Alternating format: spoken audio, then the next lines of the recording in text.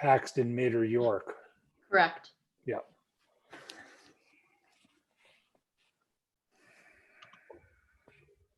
No, I don't feel like, oh, I see what my issue is here. I'm looking sideways. Because I gotta move this over. And sorry, there's going to be Under some my feedback hand. for a second while I get the broadcast going. I'm gonna click out of that now. Okay. Okay, we should be good. I just have to put that link.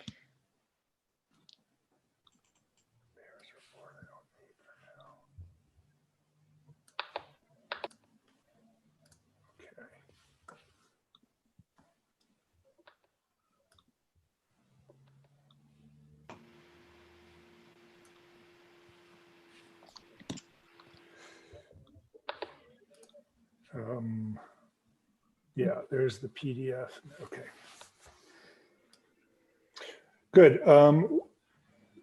Any update from Elise Piper, or are we still status quo? I haven't heard from her. Okay. I'm gonna grab my phone, so I'll text her to see if she's trying.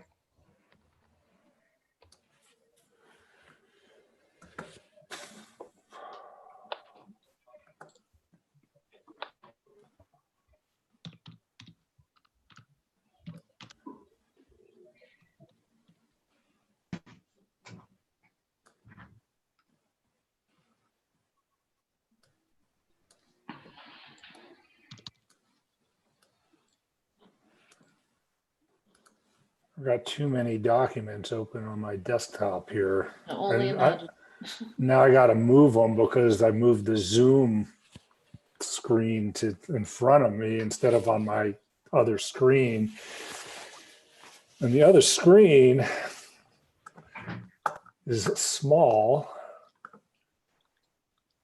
And while my eyes are not bad, it's a little bit of a complication because if I were to wear reading glasses to look at the small screen, the big screen I wouldn't be able to see because it's big.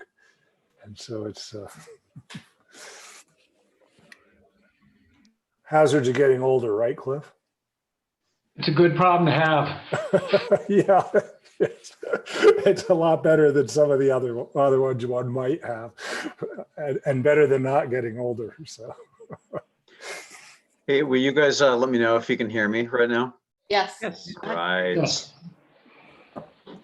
Didn't work a Okay. minute ago. who else is on this call? Can you see the participant list? It looks like we do have, Oh, there's Elise. Hi, Elise. I'm half on, working on the other half. John's there. Okay. Oh, sorry, Elise, I texted you if you were coming. Okay. I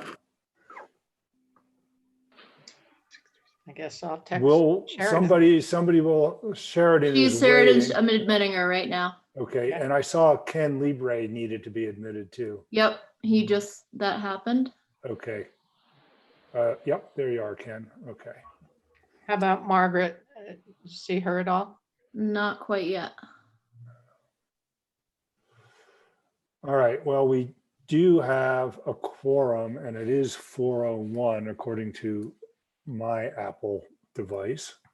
So how about if I call the work session of the town of Alta Town Council to order of May 6, 2020. This is a remote work session to be followed by a remote town council meeting immediately following. Okay, the first item on our agenda for this meeting is to hear from our local medical colleagues, Dr. Ken Libre and Carolyn Anstel.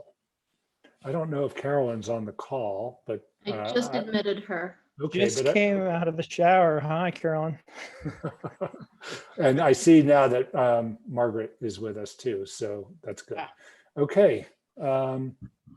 Well, Chris, you sent us a memo. Would you like to start off this conversation? Sure thing. Good afternoon. Yeah, so consistent with our previous couple council meetings where we discussed the COVID-19 pandemic and what we're up to in Alta related to that. I prepared this memo. It has some numbers that are obviously out of date. Those were current middle of last week. As of last night, of course, these numbers are now obsolete, and there are some publicly available numbers for case rates in Utah. But as of last night, we had 5,449 cases in the state of Utah, 2,832 in Salt Lake County. We had 94 hospitalizations in the state and 53 in Salt Lake County. We had 56 fatalities and 35 in Salt Lake County as of last night. 126,715 tests administered in the state of Utah. Again, 5,449% positive for a 4.3% positive rate. So those are numbers that are that were relevant last night, and of course they've changed a little bit today. The rest of this memo defines the status of our emergency orders and kind of community operations, town of Alta operations at present, or as of last week, and much of this, if not all of it, is still current. The town remains in the state we've been in for the last couple months. Administrative staff are working from home. Certain sanitary measures and social distancing measures remain in place at town of Alta facilities, including the post office, Alta Central, and the town. The community center's closed. Only one of us is going to work in the town office at a time. That remains the case. We haven't begun the conversation about whether, when, or how to change that, to start to share the office space. And so we're kind of in a holding pattern. Of course, community-wide, we're in the shoulder season now. So a lot of business operations would typically be in the state they're in now in early May anyways. So we may have a little bit of time to think about business operations given the calendar and where we find ourselves on it here in Alta. So obviously the major question before us today is what has changed at the state and county level with regard to emergency orders that are in place. The Utah Leads Together plan, of course, provides for a color-coded scale of hazard levels and a range of precautions and regulations that are in place per the status. And late last week, the governor announced that we're in the orange phase of our response to the COVID-19 pandemic. And of course, Salt Lake County Mayor Jenny Wilson followed suit in issuing a new order on April 30th. Sort of de-escalating is maybe not the right word to describe the effect of that order, but the order did augment and change some of the regulations that were in place and provide a new range of restrictions and precautions for commercial entities and government operations and all the rest. So our relationship to that in Alta, where of course we have a number of emergency orders that are still in effect until May 13th, is a major question before us today, and we'll get to potential action items later in the meeting. But per the agenda, the purpose of the first portion of this work session is to talk about that and hear from Drs. Ken and Carolyn about their perspective on state of the pandemic in Utah, the state of the emergency orders we've applied in Alta, and which we need to discuss whether to readopt or allow to expire, et cetera. So with that, I think I'll turn it over to the mayor and to our guests. Thanks, Chris, for that summary of and kind of the situation statement. One thing I want to say is thank you to Ken and Carolyn and all of the staff and all of the community members and the businesses for our quick action in March, which have, among other things, perhaps good luck, perhaps other things, have led to, while there are all these cases in Salt Lake County and Utah, we don't have cases in Alta, as Chris said. And I think that that is a big achievement. And credit to our community. So I spoke with Ken a little while ago today about the status of our emergency orders, which are not any longer fully consistent with the governor's orders or the counties. We have a pending request just formally because on May 1st, we needed to address that inconsistency. But it is also pretty clear that the conditions have changed both in terms of public attitude and perhaps in terms of the medical situation. Just that seems true too, to some extent. So some change in our order is probably warranted. So Ken and Carolyn, if you'd like to offer your comments, and feel free to reflect on our conversation earlier, Ken, and I'll chime in later. Or I guess before we start, I was just interested in the format of this. On the upper left of my screen, I see live on YouTube. So this is an open work session. Yes, this is a public meeting. It has been noticed according to the Open Meetings Act, and anyone can watch it on YouTube.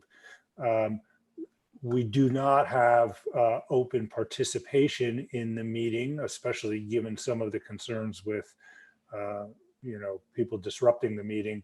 We have had a backup plan each time in case we do get disrupted. Jen will be contacting you with a new address to re-log in, but Okay. these are public comments. Okay.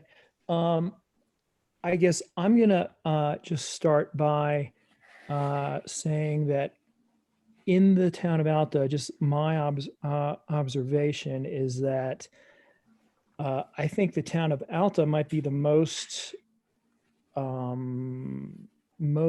on it in terms of having only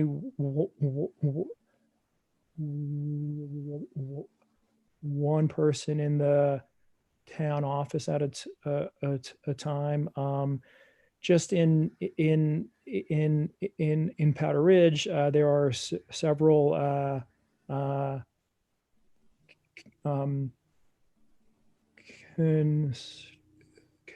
construction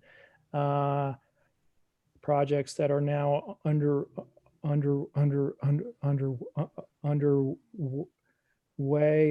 again. So I think that as Chris and maybe the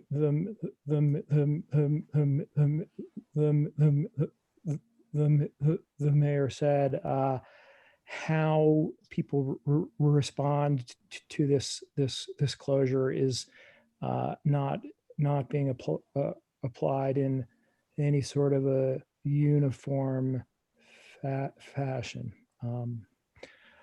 I'm going to turn it over to Carolyn, and the reason that you saw her getting out of the shower was she had been at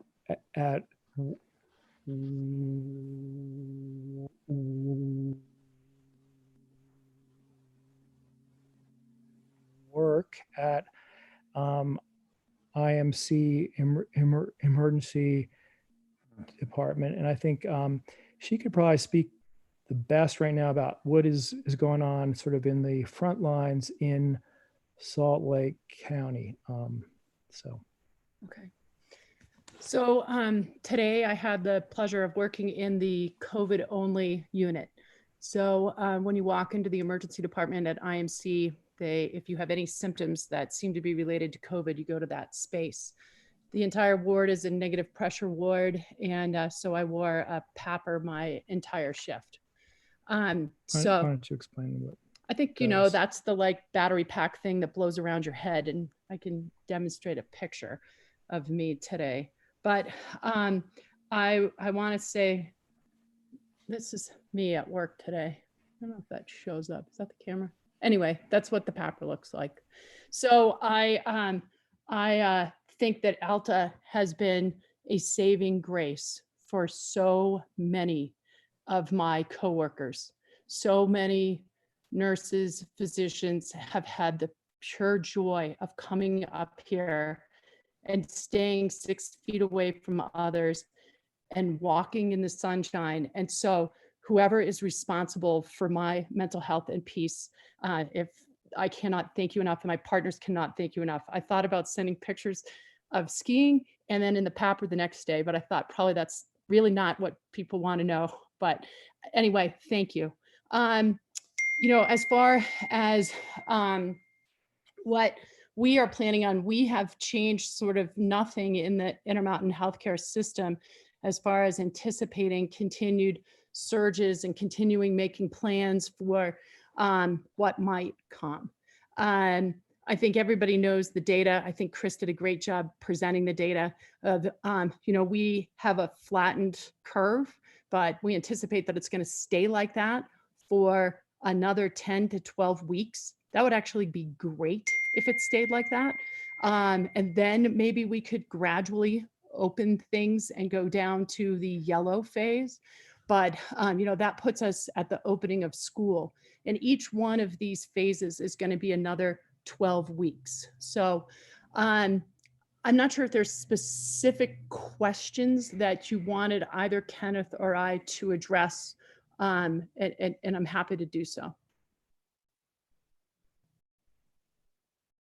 Well, I'll just reflect a couple things that I've learned from my meetings with Salt Lake County Command that are complementary to what you just said. And I think that, they're expecting some resurgence, and they're expecting it to hit in the fall in particular, which is unfortunate given the business that our town is in. And I know that Mike Mon will speak during the regular town council meeting when he gives his Alta ski area report about some of their expectations for the winter. I had a very interesting interchange with the director of Salt Lake County Health, where and their intelligence people, where I had to insist that they be clear that there's a difference between a decrease and a decreasing rate of increase. And that distinction doesn't seem to be readily grasped by the political decision makers. I think the medical decision makers know the difference, or the medical personnel. Absolutely. I mean, we continue to see, 150 cases a day. That is not changing, and that is going to continue to be at that rate. And we actually look at that as an accomplishment for now. Right. Yeah. And so they changed their language from decreasing to stable. And so that does seem to be where we are. Yes. I guess I would be very interested, and I think the town council would be very interested, given the item on our agenda about extending the existing emergency action. I can declare an emergency. It lasts for 30 days. It requires the town council to continue a state of emergency. Within the state of emergency, new emergency orders and amended emergency orders can be issued. I would be very interested, and I think everyone would be interested to know what kind of practices should be in place for the next little while. The emergency order was extended by a month. I would anticipate another month, just because that's the schedule of our town council meetings.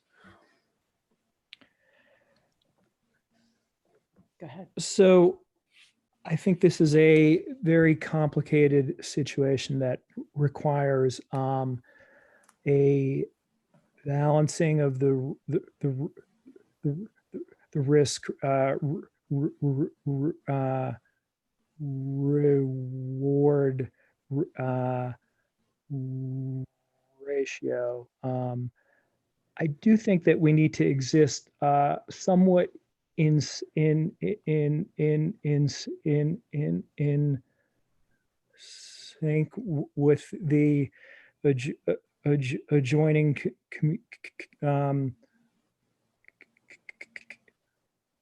communities as well as the county. I know that I spoke with Harris about what Summit County has enacted as of the 30th of April. They are making moves to reopen, a fair amount of their businesses. Look at this, and what's going to occur is that we won't see if people are able to understand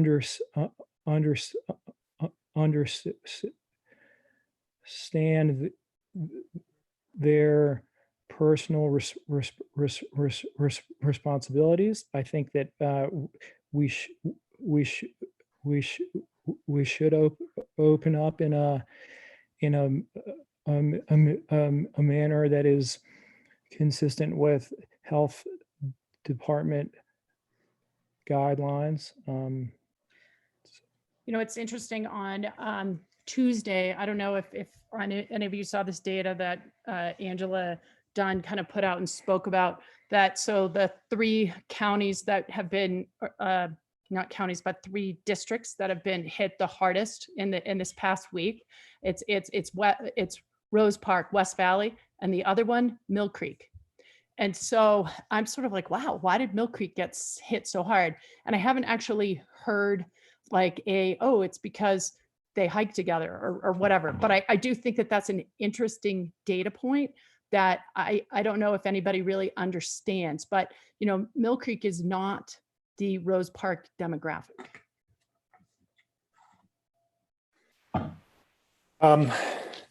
Yeah, so I want to give the other town council members an opportunity to pose some questions to you.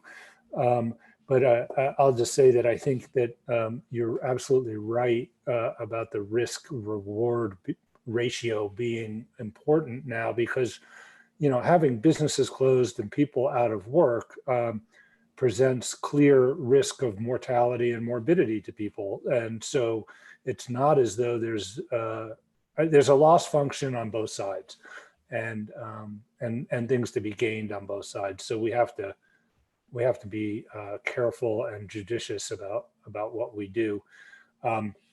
I will say that in a conversation I had this morning with people at the health department, they did not want to give me what I would call a medical response. They gave me a political response, which was the county is working very hard to be fully aligned with the governor. That was kind of the refrain. So I think that Summit County is doing some additional steps.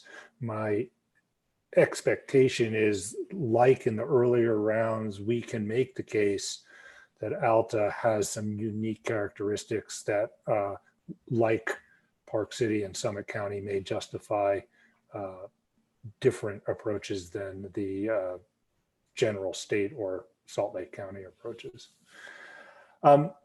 So let me offer the other council members the opportunity to get into this conversation. Is there somebody who would like to say anything? Thank you very much. I don't have any questions. Okay, Cliff. Yeah, maybe it's easiest given the format if I just go through the role, so to speak. Sheridan, did you have something on your mind? Doctors, I wonder if you could speak to how the curve is flattening when I look at the graphs and it looks like it's just skyrocketing up. Can you help me understand that? And then secondarily, could you speak to the utility of not being in step from a public health perspective with the governor and county mayor's current recommendations? I think that Harris did a good job when you said, you talked a little bit about the curve and not increasing the rate. And I agree, it's a funny thing to look at, Sheridan, because it is gradually growing up. But when you look, and maybe the mathy people in the room like Margaret, but it's like that logarithmic, sort of growth. So instead of it continuing to go like this, it has actually gone like that. But yeah, there's still almost a couple hundred cases a day, and it's going to stay like that. But like things like the R Right, naught, like this, as opposed to this. yes, thank you. This still doesn't look great to me. It Sorry. doesn't, and it shouldn't, but there are some really great things. Okay. So when we started with the R naught is when you have the disease, how many people do you give it to? Right. So the R naught, when we started in Utah, was what, like 5-ish? And now it's like 1-ish. So people are giving it to fewer people. So we have flattened the curve in Utah. All models predict that our healthcare system will do fine in Utah if we have an increase in cases. So that's changed significantly in the past couple of weeks. So that was the first question. Then the second question, I don't even know how to answer that. I think that's really difficult because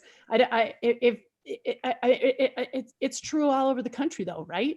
Because people in Maine are doing different things than New Hampshire, and Massachusetts is really close to New Hampshire, and Massachusetts is a disaster. And so it's fascinating. I don't know what those border communities do. And you could look at yourselves when you're making a decision as a border community, like a state that's, I'll just add that if we get too far out of step, we'll be ordered to be in step, is my expectation. So we don't have full autonomy. We are an agency of the state. Elise? I don't really have like a question for the doctors. It's more that I read the comments that we received from the public comments that Piper emailed to us. And it seems like a lot of people have issue with the proclamation number 4. Proclamation number 4 is actually going to impact me a lot. I am currently, for those of you that don't know, I had to go to Vermont about 2 weeks ago, a week and a half ago. Jonathan's mom passed away. That's where I'm at right now. And I will be coming back to Utah on Monday. The hard part is that because I sleep and live in Alta, the way that proclamation reads is I'm going to have to quarantine for 14 days. Whereas maybe right now I have a coworker who did leave the state, but lives right at the mouth of the canyon and is able to come to work just fine. So in some ways it's more, I think we need to just kind of discuss how our proclamations are lining up with the state right now. I think in some ways though, we do need to continue our emergency order because I think that it's, it helps us with funding, it helps us with other stuff. We just, I think, need to modify some of our proclamations to match what the state and the county's doing. I will point out, Elise, that the governor's order requires people to quarantine for 14 days if they go to a high risk location. Yeah. Irrespective of whether they live in Alta or Sandy or wherever. Correct. But it doesn't define where high risk is. My colleagues who went to work in like an entire like COVID ER got to go to work the next day. After they did what? After they got back they got tested negative. They tested negative. So Right. they had to test negative.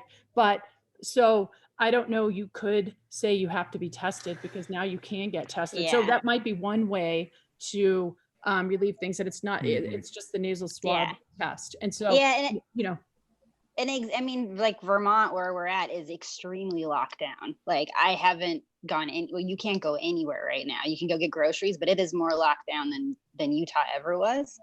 that's And so great. that's just kind of what's really. No, it's great. And when we came out here, we drove and we were really cautious because we didn't want to get Jonathan's dad sick, and his family. And so, but it's hard it's a little confusing, I think, for some of our residents who do. People are going to start to travel a little bit more this summer. And so maybe it's maybe I need to go get tested for me to be able to, get out of the quarantine option. But that I think just needs to be stated a little Mhm. clearer. And I just know that we've received a lot of public comment. It seems like from what Piper emailed to us about that one. We You know, got public I- comments about a couple of different issues. Yeah. I would support if you want to know from a medical perspective, I actually took a picture of it today. Sorry, I'm going to read you something that they say for healthcare workers at Intermountain Healthcare when you return to work, which I thought was really funny. So if you're a symptomatic caregiver with suspected or laboratory confirmed COVID-19, based on symptom-based strategy, you cannot return to work until 3 days have passed since recovery. So that means only 72 hours after symptoms, which frankly, I was shocked at. So that means no fever, cough, or at least 10 days have passed since symptoms first appeared. So I found that really kind of interesting. And that might be something that you guys could think about mimicking for people who are returning. And then there's a bunch of other stuff. I should read it first, but I thought it was really interesting how soon you can return to not socially distancing with people at work that you're caring for, which is a lot different than you living here, isolating yourself and going to work, but still staying 6 feet away with a mask on, et cetera, So Elise, what I was going to propose during the council session, but this is leading up to that, is that we extend the order until until the day following the next town council meeting, but that I commit to working with our local doctors and the health department, and within a week making adjustments. Part of the problem with trying to do it faster than that is we need to get medical advice, public health advice, we need to get legal advice, and then we need to ask the county health department to send our request for variation from the governor and the county to the state and get an answer from them. So that's why I think it could take as much as a week, but I think we can commit to having a different set of parameters in place within then. Margaret? Thank you. I guess my questions relate also to the emergency proclamations, and some perhaps there would be more community buy-in, because you were saying part of it is the public attitude has changed, and perhaps if in your discussions or meetings you included some community members in those discussions, maybe we would get a better public response and public buy-in to the orders that are there. I think that the data that Drs. Ken and Carolyn has shared with us is great, and I'm glad to hear that the R0 is now 1 instead of 5, but it's still 1. So it'd be better if it were 0, or less than 1, sorry. But short of that, I mean, I guess, as you say, it's a political response from the health department, not a medical response.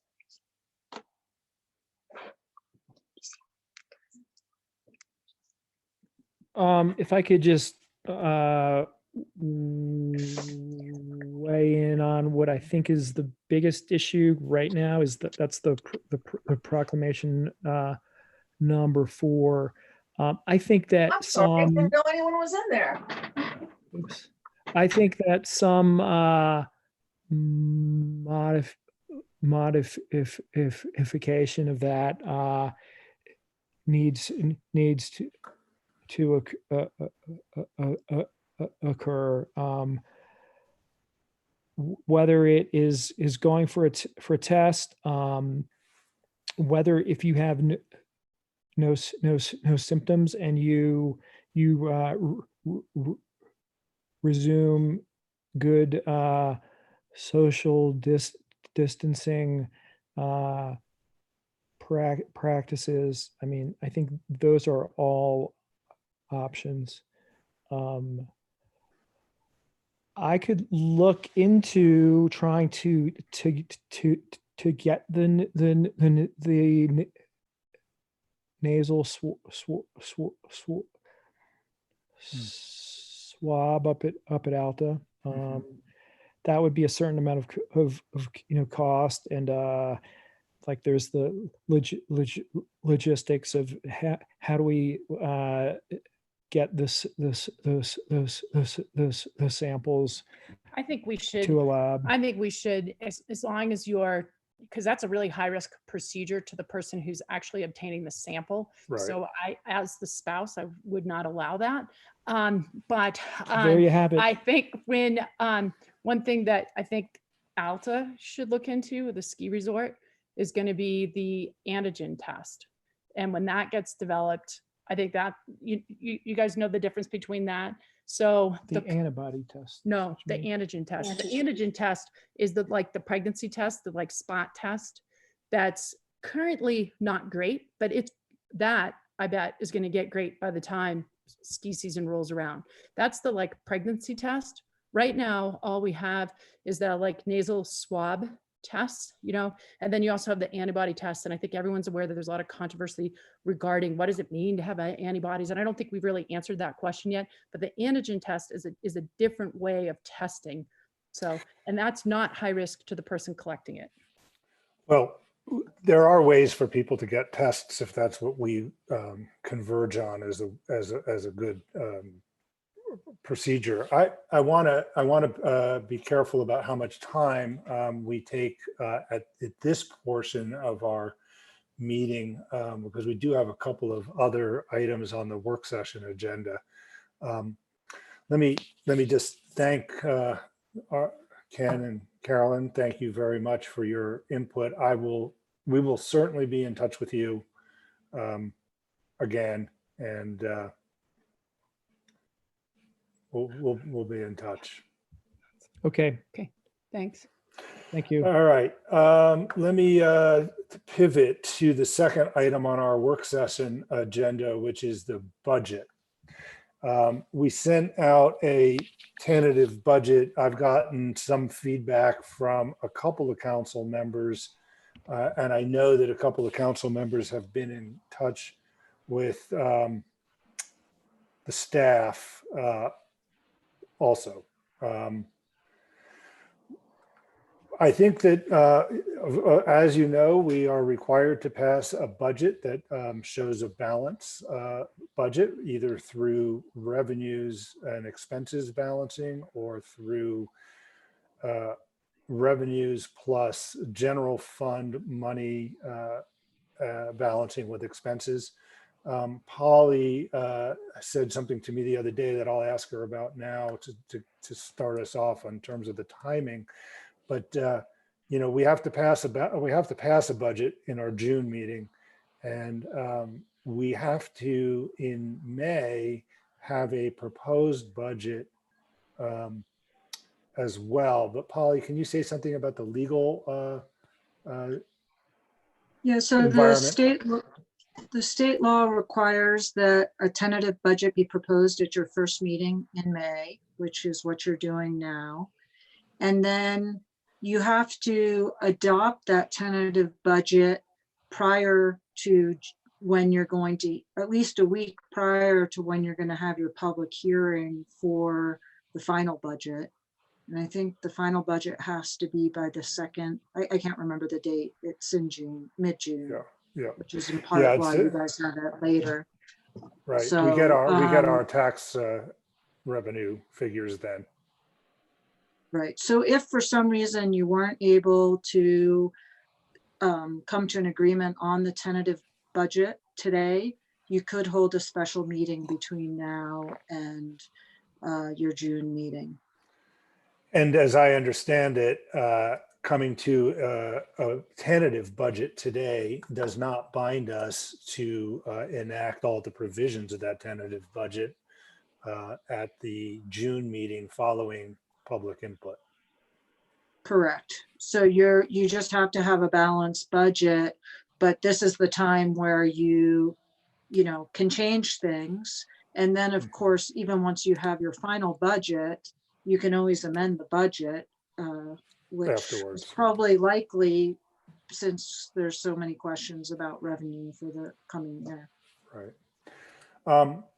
So Piper sent out some emails with some highlights of what we prepared. This is different than the last one that we discussed. Primarily, Piper, feel free to chime in here if I don't get this right or if I miss a detail, an important fact. But I think the main source of the difference was, well, Margaret thought we were being a little optimistic, and after talking to Salt Lake County and to the ski area, to Mike Mon at the ski area, and also to our neighboring ski area at Snowbird, I talked to Dave Fields about this. I agreed. I think this is about as tight a budget as I could propose to you, we could propose to you insofar as we didn't want to reduce the staff before we know we were to have to in a worst case scenario. And we wanted a budget that was close to balancing without a whole lot of reserve fund contribution.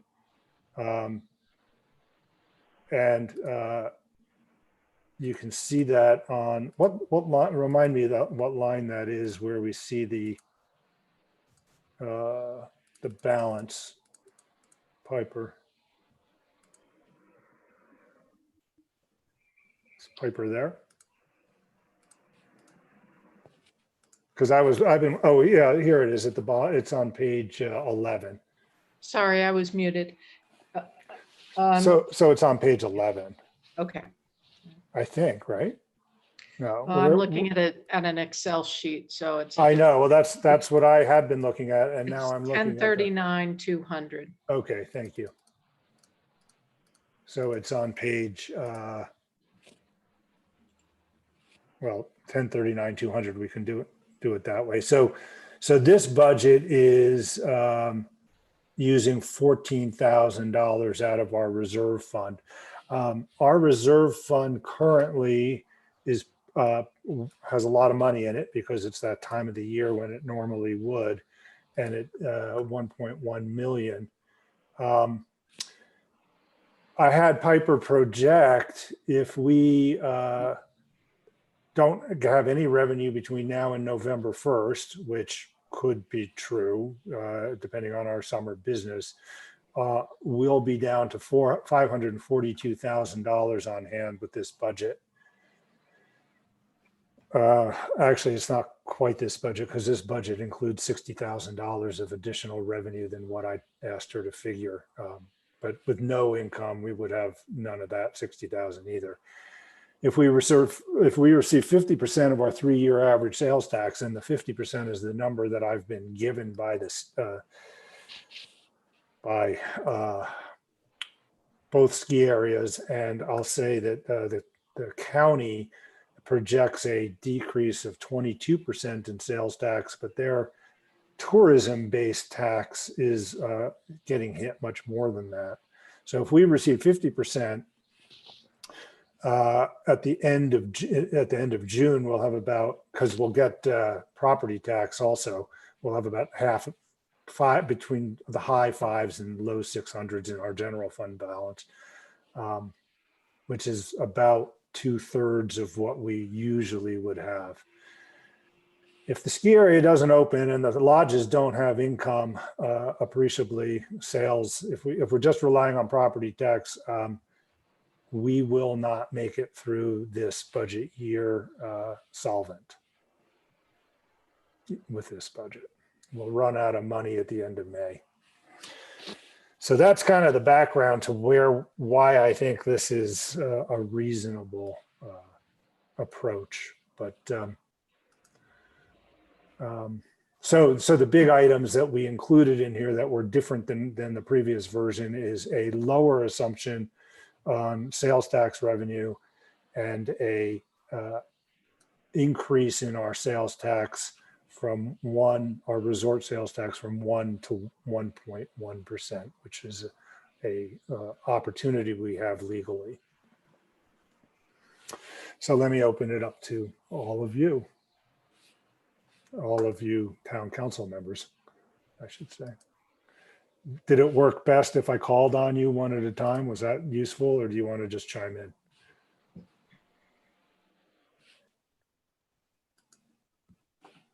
I can't believe you don't have anything to say. I'm happy to talk. I'm happy to talk about it. First of all, it needs to be clear that the current draft that's under consideration is in no sense coming from the budget committee. That was sent around last Friday after a series of budget committee meetings over the past 2 months. And these are a lot of new ideas in the draft that was sent out last Friday that didn't come from the budget committee.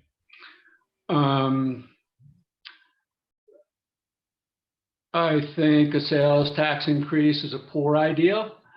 You're talking about $63,000. At this point, we have not shown that it's needed.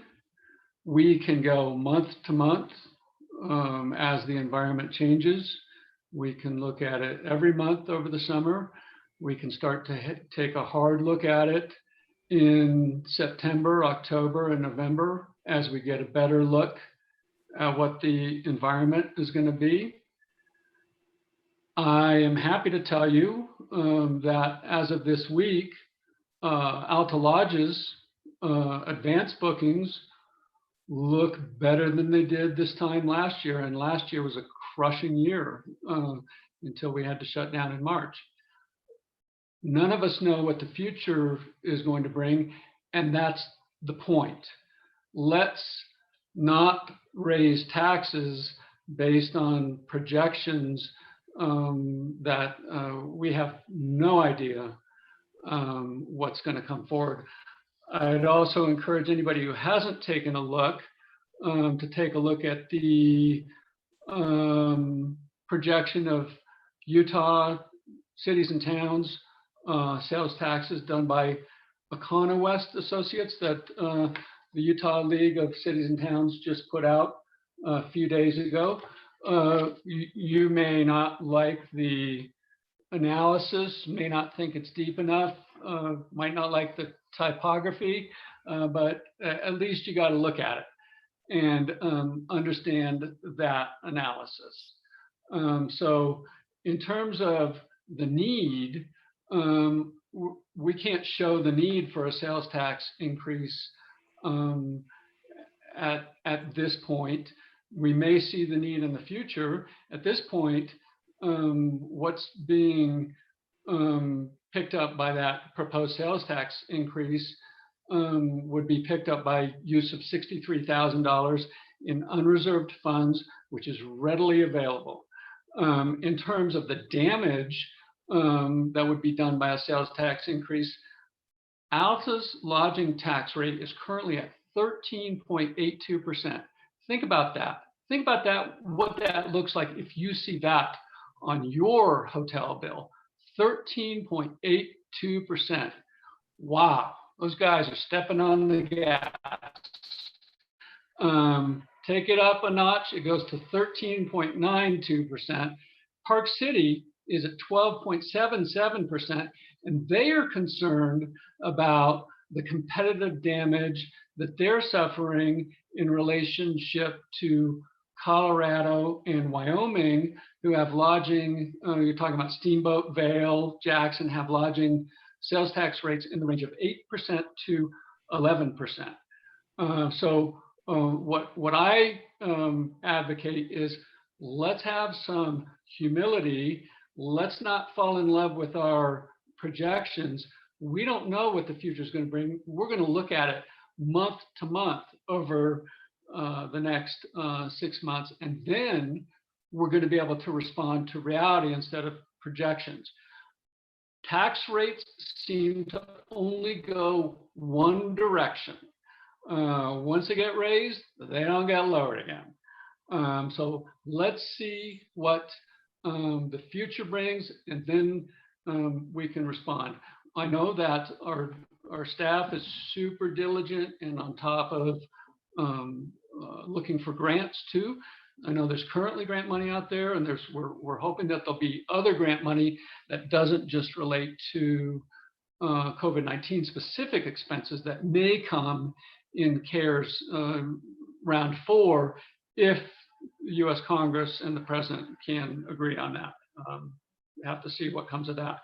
The other two minor points that I would like to make before returning to a major point is I would again encourage the mayor to not pay bonuses for the 1920 fiscal year.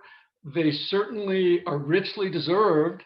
Same is true over at the company that I assist to manage over here on the other side of the road. Our managers and staff crushed it last winter. They were awesome.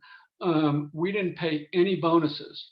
Why would you in the current environment? Bonuses reflect the fact that you're doing well financially, and none of us are doing well financially at this point. On the other hand, I would encourage including in the budget at least some movement toward CPI increases, because if you don't give an inflation increase, you're giving a pay cut. And I don't want our staff to get a pay cut. And those two numbers roughly balance each other out. If we were to hold on to the remaining bonus money of roughly $8,000 for the 1920 fiscal year, keep that in our unreserved funds, do our final amendment of our 1920 budget, which we're going to have to do, then that frees up almost enough money to do a CPI increase of say 1.5%.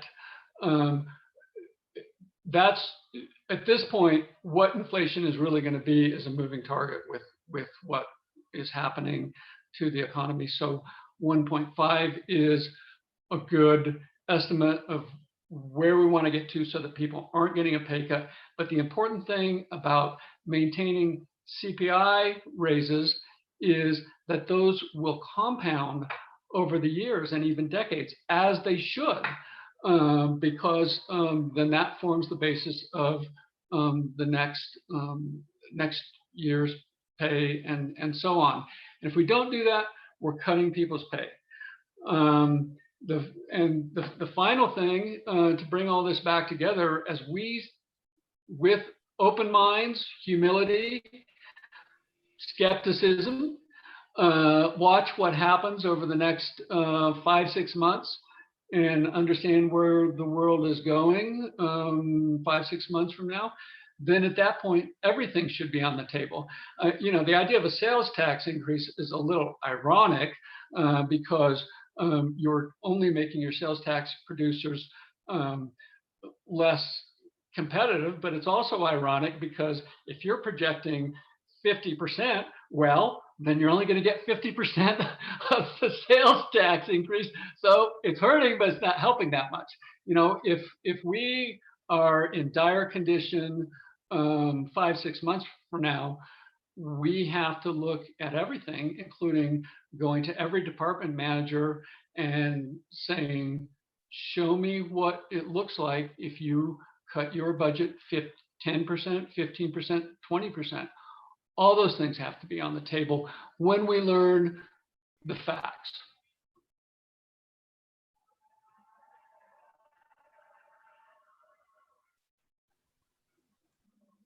Harris, you're muted. Yeah, yeah, You're muted, yeah, Harris. I got I'll it. trade places with you.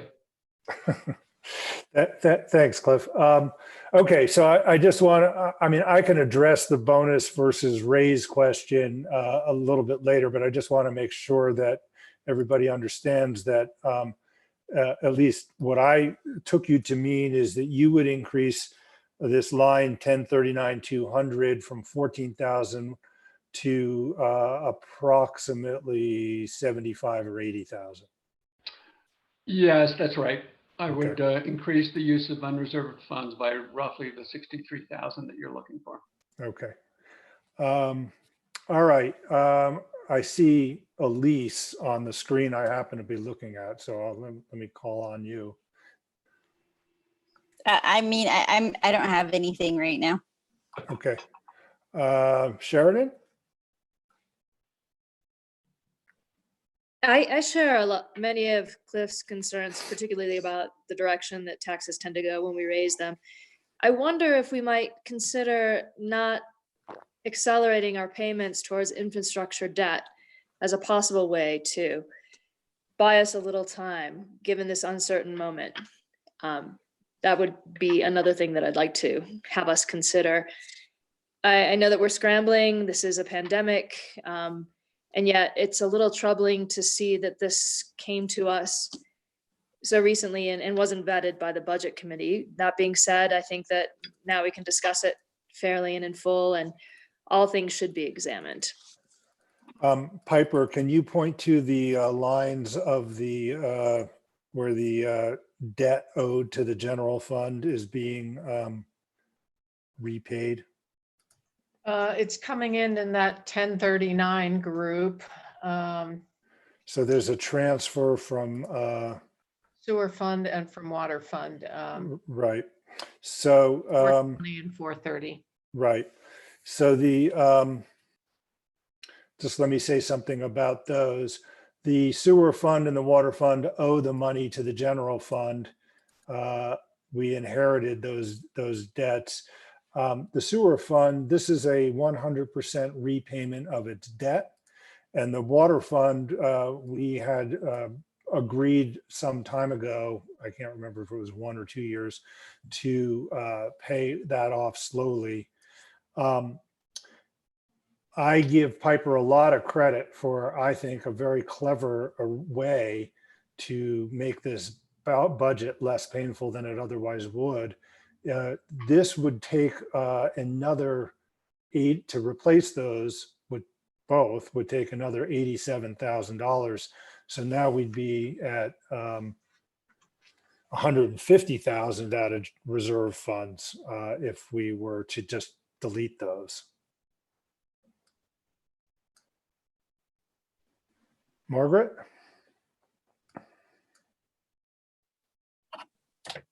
Thank you. Questions that I had also related to potentially other sources. We have a lot of money identified in 1039 410, the impact fund.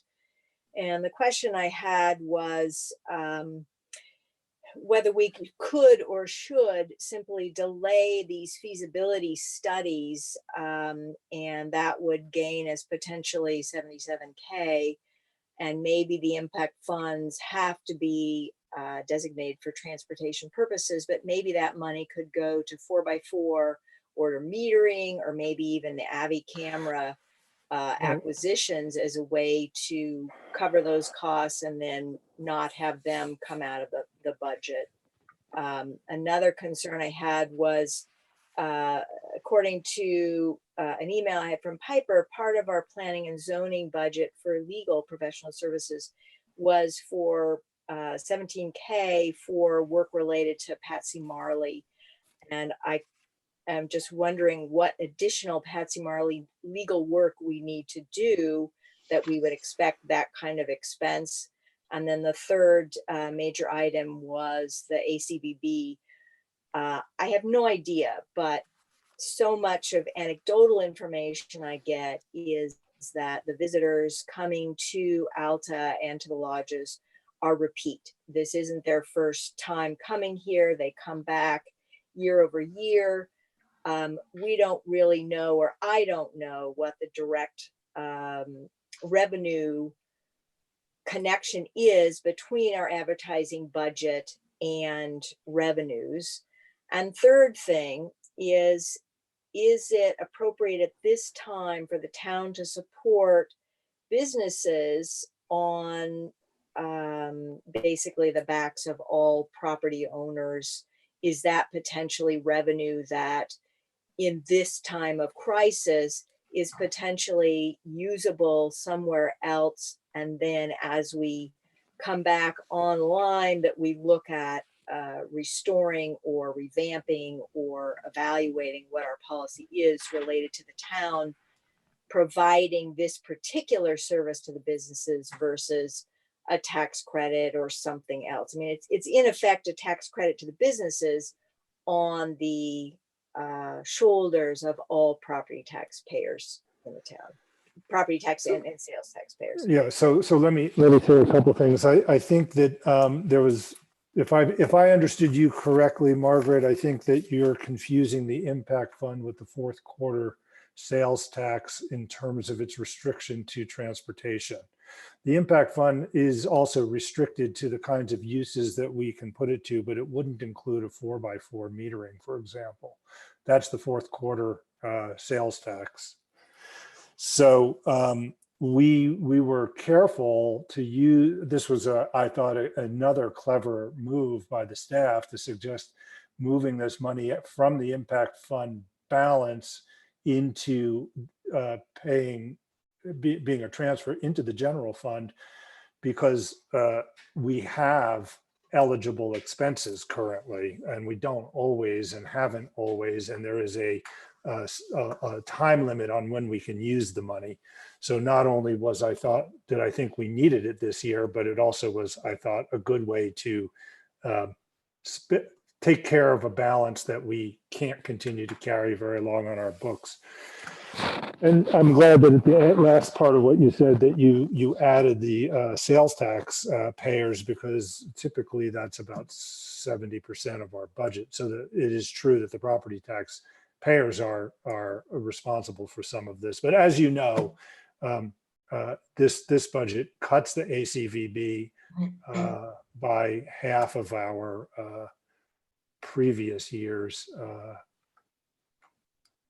support. It's 1 minute after 5. I think we need to wrap up the work session. I'm sorry that we didn't get all the way through our agenda, but I think we need to move to the regular meeting because we have public who are joining us for that purpose.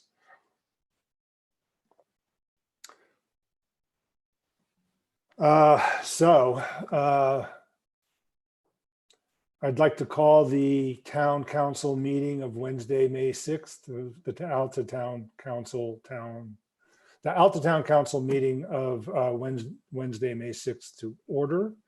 Our first item on our agenda, just want to check in with Jen. We don't have to do something electronically for a different meeting, do we? We don't, it's just okay. rolling, and I've been checking that it Okay, fixed. okay, good. About 10 people watching. Okay. So the first item on our agenda is citizen input. That was due yesterday in writing. Piper, to Piper, we received 3, I think. Yes. Okay. Do you want to read them like we did in our last electronic meeting? These are longer than the previous ones. I don't know, Polly, if do they need to be read verbatim, or can they be summarized? You can summarize them, and Piper, can you just confirm that they'll be on the website if anybody in the public Yes. wants to read them? They have been distributed to the council in Yes. full. Okay, Piper, do you want to summarize them, or shall I? You could do that. Okay. Okay, so the first is from, let me just get my mouse working properly. Okay, which it's not doing for some reason. Okay, the first of these is from Adrian Ruderman and Dan Kentner, speaking as principals at the Alta Chalets. And they point out that vacation rental homes, I think they mean, but they may mean condos too, are different than hotel rooms. And so they're talking about our emergency order. They are getting requests from people to rent homes with separate, perhaps many of which have separate entrances. I don't know if all of their properties do. And so they would request that vacation rentals be treated differently under an emergency order. The second is from Frank Perkins, who also rents properties doing business as Canyon Services. He says his condos, which are not all separate buildings, but they do have separate entrances. And both of these letters speak to the issue of housekeeping, which I'll point out, the Summit County rules are pretty strict about the housekeeping. And then the third public comment is from John Burns' email address. He's the first signatory, but it also is signed by Paul Moxley, Dave Richards, Paul Gangaware, and Evan Singer and Susan Sosin. I guess they're writing as co-householders. And in this letter, they are complaining about the aspect of our emergency order that requires quarantine for people coming from out of state. They say that it's discriminatory, which surprised me because I had an earlier conversation with John about just that point. And at the end of that conversation, he wrote to me and he said, I acknowledge that I didn't read number 4 correctly and that it applies to all people traveling to Alta, not just second homeowners. Although this letter restates his concern that it singles out second homeowners. He has some suggested responses to this, which I think we would be concerned about, that we would look at carefully. I will say that the governor requires quarantine if you are coming from, as we discussed in the work session, a high risk area. And his rules would be in effect regardless of whether we relaxed ours. Okay. I think that's all the citizen input, right, Piper? Yes, I will say that the first two also do mention that their target people that they built up the business are people that coming from Salt Lake and not out of state. They seem to both make that point. Okay. Yeah, and they would, of course, not be subject, even under the currently enforced orders, they would not be subject to the quarantine rule. But they are prohibited from short-term nightly rentals. So there are a couple of different concerns. Some of them are concerned about the nightly rental aspect, and some are concerned about the quarantine if you're coming from out of state. Right. Aspect of order 4. Okay, Mike Mon is next on the agenda with an update from the Alta ski lifts. Hello there, everyone. Thank you for letting me join, and thank you for being able to meet under these unique circumstances again. So I'd just like to first thank the town for the cooperation that we've had during the last, since we shut down, and being able to work together to provide the option for people to come and do uphill travel and ski. And, we've worked together to kind of accommodate the crowds and deal with restrooms and such. We have received hundreds of letters, emails from people just thanking us for having the ski area open for uphill traffic. And people in general have acted really well and practices social distancing. We've had a few incidences where we've had to remind people to be a little better, but overall it's been a very well received and been a good thing that we've been able to do. It's kind of changed as of last week. We've started to move into our summer operations, and so we're now plowing out areas, plowing the summer road. We've plowed the road to Alfs, plowing out the base terminals. So the options around the base area and some of those routes are now starting to go away.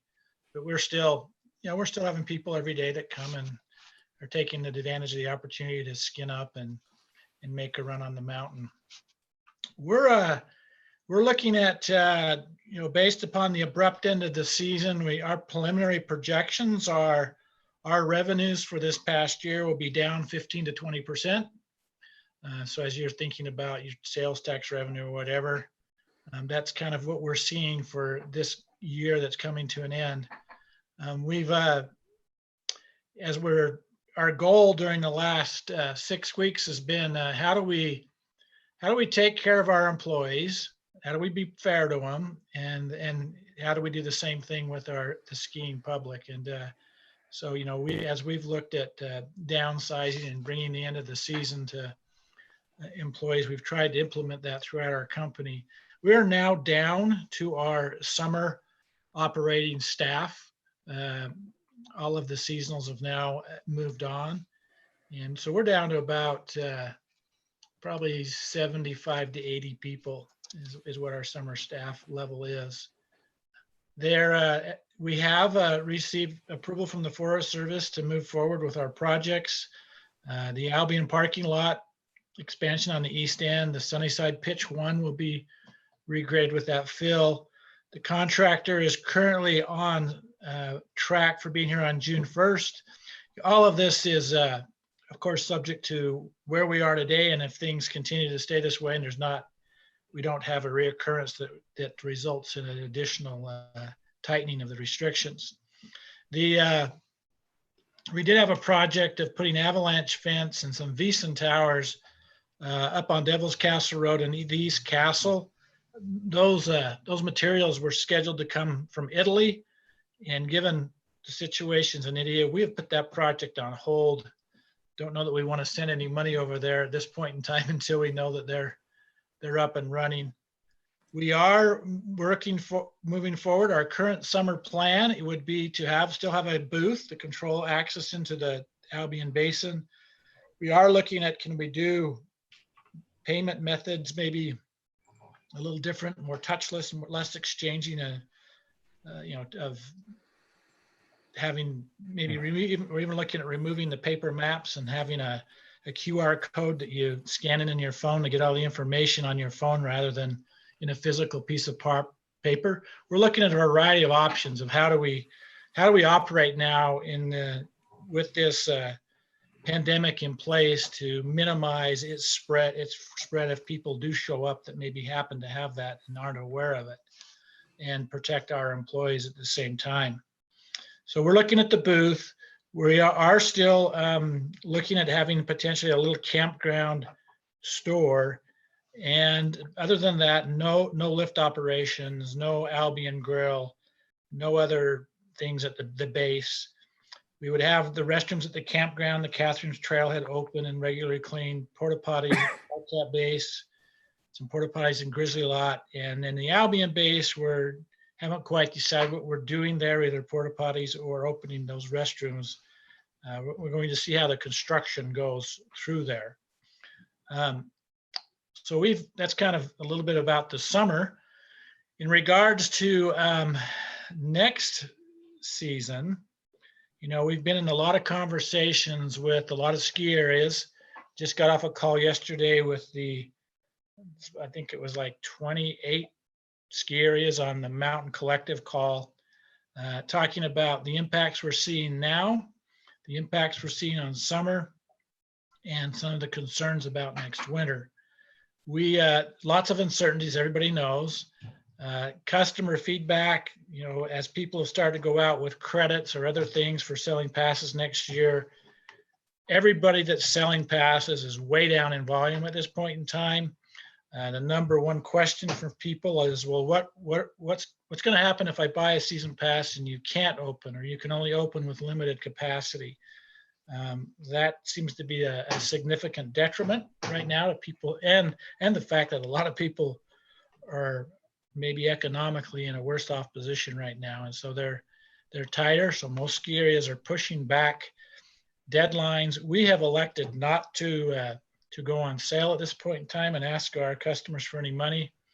We're watching what the others do and what their deadlines are and when they are, and we'll try to at least give our pass holders an opportunity to purchase and make decisions before some of the major deadlines come and go. None of the a lot of ski areas have talked about trying to reopen if conditions changed. Snowbird and Brighton in particular, 3 or 4 days ago, were both thinking about opening this week. Brighton has now backed off and says, no, they will not reopen. And my last discussion with Dave Fields is it's highly unlikely that they will open. Mount Baldy ski area in California tried to open. They came up with a plan that dealt with social distancing in their lift lines, no food service, restrooms only. And they were estimating they could maybe accommodate 10% capacity. They got overrun the first few days and had challenges, and they pulled the plug and said, we're not doing this. The general consensus in talking with most of the resorts that have summer operations, there's a high concern that summer operations are going to be opportunities for ski areas this summer. Best case scenario, they're thinking they may get 25 to 50% of their normal summer capacity in best case. And to get there, most of them are still under a lockdown that they can't do anything. Jackson Hole is really driven by the national parks, Yellowstone, Grand Teton, which currently aren't scheduled to open to the 15th of June, so they don't know where they're going. As we've looked at plans and had discussions with other ski areas, we're trying to explore how do we open if we're under a similar restriction to we are today as far as social distancing. Things that we've looked at are in current discussion. Current preliminary plans have looked like that you only have one maze line, and people can only ride on a chair with members of their current household or people they came with. Restaurants being reduced to 25 to 30 or 40% of their capacity to put social distancing in place. So there's a lot of, and when people look at those models and start to run the numbers, a fair number of skiers are saying, well, we can't even break even under those set of circumstances. So we're kind of in this Cliff Curry mode of, we got to wait and see. We have to see what happens between now and the next 3 or 4 months before we really have an accurate idea of where it's going to go. We've got to be flexible, but we're going to watch very carefully our partner ski areas that are in the Mountain Collective that are in Australia, New Zealand, and Chile. They are all just going into their seasons now. They're still on lockdowns, but their restrictions are going to be lifting. And I think they're going to be kind of the test case for us to see what will work and what won't work, and may enable us to have an idea sooner than later, maybe by mid summer, as to what situation that we may see ourselves in this winter. There is a general consensus among the skiers that, and I think the public too, is this virus is not going to go away. We probably won't have a vaccine before it's time to open for next season. And, so kind of the most optimistic view right now is that we could be at about 50, maybe have a season that we make 50% of our income. I would hope that it's going to be a lot better than that and things would turn around, but that's kind of where people currently are today based upon what we know, but it's all up in the air, as has been said, and we'll wait and see. And our goal is, we have, like our summer staff, we think we have enough work and the resources to keep them busy through the summer on the projects we need to finish up and just work on the mountain. But then we'll have to evaluate and see where we're at as we get to that fall season and look at, where do we go to from there? Questions? Anyone have any questions for us? Yeah, I have a question, Mike. This is Margaret. The question relates to the summer season. What do you anticipate in terms of social distancing or other measures in that time period before we actually get to the ski season, where you're projecting 50% reduction as an optimistic number? We've got two different camps on that issue. There's one side where we think we're going to get overrun, is that everybody will be trying to escape from the valley to go do something where they can have social distancing and stay away from other people. And so we will have more demand than we've had in the past trying to come into the canyon and into the Albion Basin in particular. And then the other one is that people will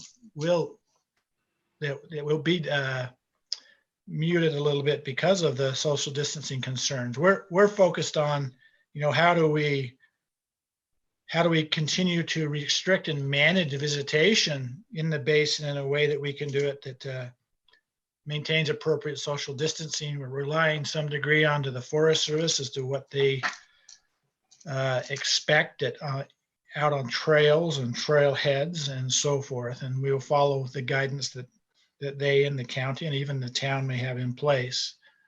One of the challenges that Snowbird had came up with a pretty elaborate plan of, you had to have a reservation to ski. They had a certain number of parking spots that they were going to allow to be in their parking, and the 10-foot distancing between vehicles. And the bottom line came down to is a thing that's kind of tempered them back from that is they believe the demand will be far greater than they can accommodate, and people would park on the road or park at Alta or do whatever they need to do and walk in and overrun their facilities. And that could be, I have some concern that may be where we end up into the summer a little bit. It depends on, I believe, how open our economy becomes, how many people go back and get busy doing other things, or how many people are still looking for things to do because they are not working. But at this point, you don't have any specific capacity plans or measures. You're waiting for the Forest Service to give you guidelines for what they expect or anticipate for the trails and for the parking lots. That's correct. Currently, right now, we're just saying that we would continue as we did last year, having, just letting the number of cars into the Albion Basin. There are parking spots. We have not proposed widening those to make the parking, like closing every other one or anything at this point in time. We're kind of waiting for their direction. As far as we know, the campground is going to be allowed to open. We just submitted our plan to the Forest Service today, and which they will review and they will give us comment. And so most of it was just focused on how do we, at this point in time, minimize the spread of a virus between our employees and the general public, and the general public between themselves to some degree. One of the concerns is the restrooms. Sure. that's the, the Forest Service, in some places, they've actually closed the restrooms and not had them available. Don't know, well, that may limit the spread of the virus through the restrooms. It may not be the best for the environment at the same time. So it's up there. So it's still fairly new. And we anticipate that the forest is going to have to deal with this across the forest. And we're, just looking to be a willing partner in whatever direction they provide in that regard. Um, oh, I was listening to the last thing you said. I forgot what I was gonna, oh, yeah, when you drive home and you see the crowds at Bell Canyon Trailhead, I'm sure that gives you pause. It does, yeah. It's more than here we are at this point in time, and there's more cars on Bill's Canyon Trailhead than you've seen in the middle of the summer on a holiday. Right. Okay, is there, were you more or less done Yes. when you asked for questions? Okay, let me Yes. just pose one to you. As I've related to for a while now, our conversations about the issues that face the town are extensive, and you are one of the major property owners in the town of Alta, and we are now in a period where property owners can weigh in on the decision to move into the Unified Fire Service area. So I thought that I'd give you an opportunity to make a comment if you'd like. Our understanding of the issues, as we've tried to stay abreast and understand the options, it appeared, like no one wants to pay more in tax, and no one wants a tax increase. But I do not see another. It seemed like that moving into the UFSA was the least painful of the options that are out there, I guess you could say, to be able to provide those services. And be great to have another alternative that even wasn't as impactful as that, but I don't know that there is one that I'm aware of. Thank you. Were there any more questions for Mike? We're kind of right on schedule if we move to the consent agenda, but I don't want to cut anybody off prematurely. Okay, we have the next item on the agenda then is the approval of the consent agenda, which includes the minutes from the April 8th meeting, the treasurer's reports with highlights, and the staff reports. Is there a motion to approve those, the consent agenda? So moved. Moved. Haha. Seconded. Okay, it was moved by Elise and seconded by Sheridan. Comments, discussion?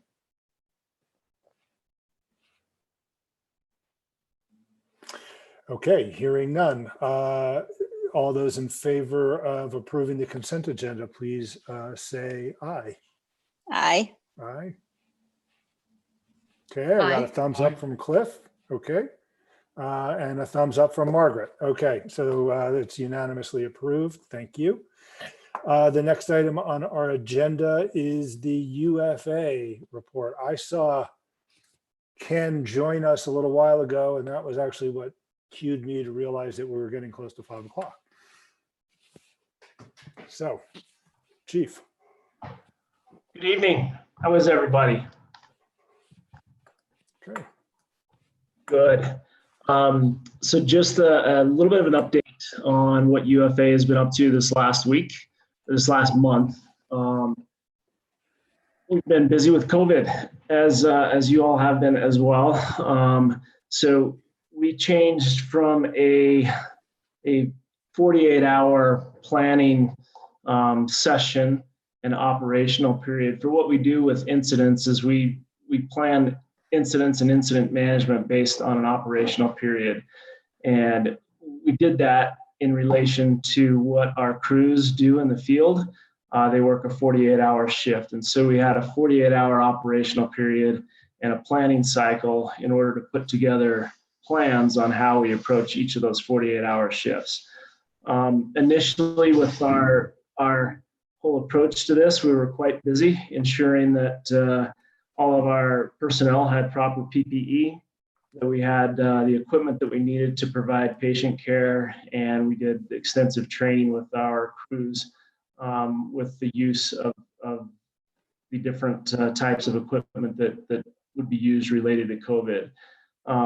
It's not significantly different than what we would normally do, other than we had to be vigilant in the wearing of the PPE, ensuring that when we met patients, we were doing our initial assessment from a distance, and changed things for patients and patients' families significantly. Normally, we would take patients' families with us when we transport them to the hospital, but the hospitals have no visitor restrictions right now, and so it made things really difficult for people that needed to go to the hospital, both that were COVID positive and patients that needed to go to the hospital just because they had something happening in their life. They had a heart attack or a stroke or any other medical condition that would require them to be transported to the hospital.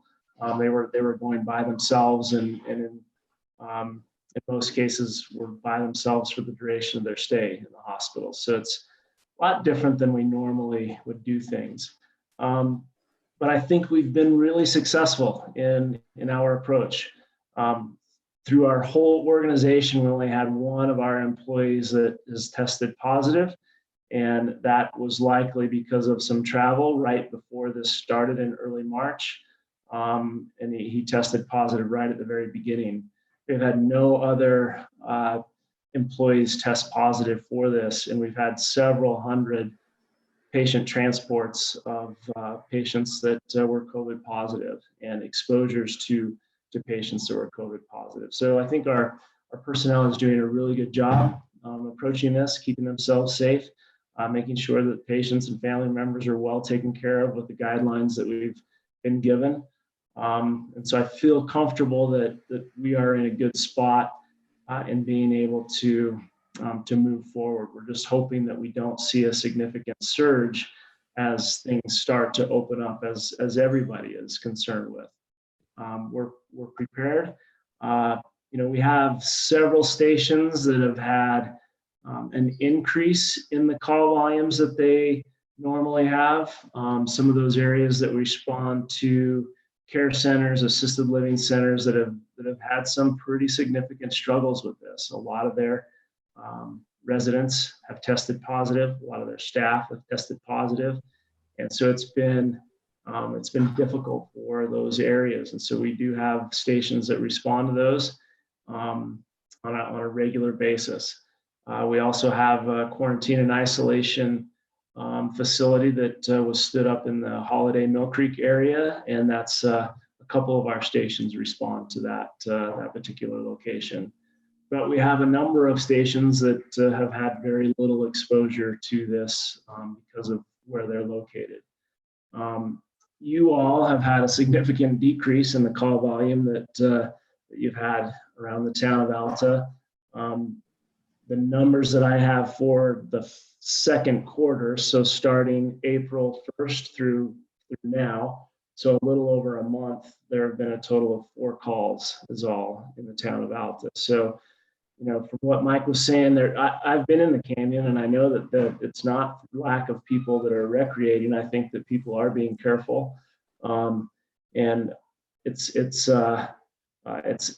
nice that people are still allowed up in the canyon. I think it's something that people are doing to stay sane in this crazy time, and they're staying safe as well. So significant decrease in the call volumes that you've had. We have changed from that 48-hour cycle to a 7 days planning cycle and operational cycle. So if you are interested, those documents that we put together every 7 days that are basically our plan for those 7 days are available. We can send those out, as well as our briefing that we do for our crews at the beginning of that period. Each area of responsibility provides some information to our crews that goes out. And so I believe Chris is receiving those, and if not, we can make sure that he is. And if you're interested in seeing those, he can forward those to y'all. Jay, I get those as a board member. They are stamped with a do not distribute kind of note. So I haven't thought that I could forward those on. Is that? I think it's fine for you to forward those on to your council members and Okay. city officials for sure. I think Okay. that's totally appropriate, but probably you're right. It's probably not something that we would send out to the general public, but any kind of town official or town employee would be fine, so that you know what our plan is as UFA. Okay, good. We are in the middle of the budget cycle or the budget approval process. So tomorrow the UFA Finance Committee will be meeting, and each different division or area within UFA will be presenting their own individual budgets to the Finance Committee for questions and discussion. So that is occurring tomorrow. We just completed an assistant chief promotional process. So within UFA, our structure is such that we have a chief and then we have 3 assistant chiefs. One of our assistant chiefs is going to be retiring later this month. And so we have a process in order to promote somebody to take that position. And the person that got that position is Dominic Burchett. He's our current Wildland Fire Division chief, and he'll be transitioning into that position in the coming weeks. He'll do a fantastic job in that super strong background with wildland fire. And, you know, I think he's done a lot with helping Chris with some of the wildland fire planning for the town of Alta. But that is one thing about Unified Fire, is we have a very strong background within the wildland fire organization nationally. And so there are plenty of people that will be ready to take his spot that he's vacating as he moves up into this new assistant chief position. And can I ask you a finance question? I'll find out. I could ask this tomorrow, but I think this is a good place to ask it because I'm on the finance committee. I'll be at that meeting. But it's of particular interest to us moving into the UFSA, since the tax value is the source of the funding. Have you heard anything coming out of the Salt Lake County Assessor's Office about changes in the assessed value? I mean, I'm concerned about them going down, obviously not. They go up in the valley, that just helps us. Right. I am not sure if that's going to be changing or how it will change. You know, I do know that several departments in the valley that are dependent on sales tax are struggling, and will struggle for the coming year, as anyone will. It depends on sales tax. But I'm not sure what Salt Lake County, if anything, they're doing to adjust that. Well, I'll ask that question tomorrow, and I'll let the council know what I learn about that. All of us in all of our individual divisions have been asked to scrutinize our own budgets and to make cuts where we can, eliminate things that could be put off in the coming year. We are not going to do any kind of market or CPI adjustments that we would normally do. So we're trying to be as lean as we can for this budget cycle. Recruit Academy is near finishing. They sped things up to try to get our recruits finished with the 32 recruits that we have. We were really scared that if one of them were to get sick, it would spread quickly among the group because they work closely together. And so far, they've been able to keep everyone healthy. And we were able to condense some of the things we do at the very end of the recruit camp. And so it is going to be finishing in about a week and a half. So it's finishing up 2 weeks earlier than initially intended.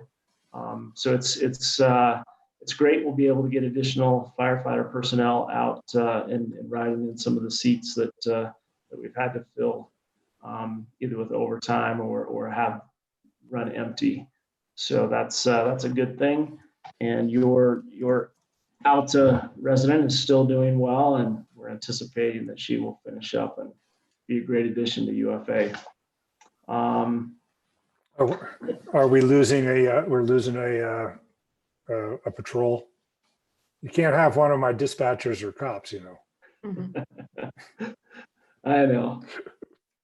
One of the things that this has caused us to struggle with a little bit is just our testing for firefighter testing, for the testing of new paramedics, new EMTs, any kind of the training that we put on that requires a test at the end of that. All of that testing has been put on hold. And so that is something that we're trying to figure out different ways to do that.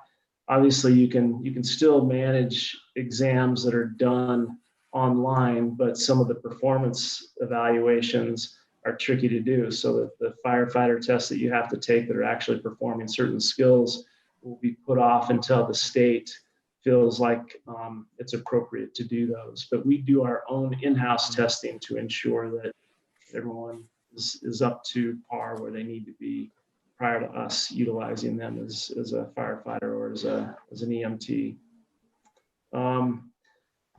You know, this time of year, we would always like to remind you to be safe around your waterways with people coming up and recreating.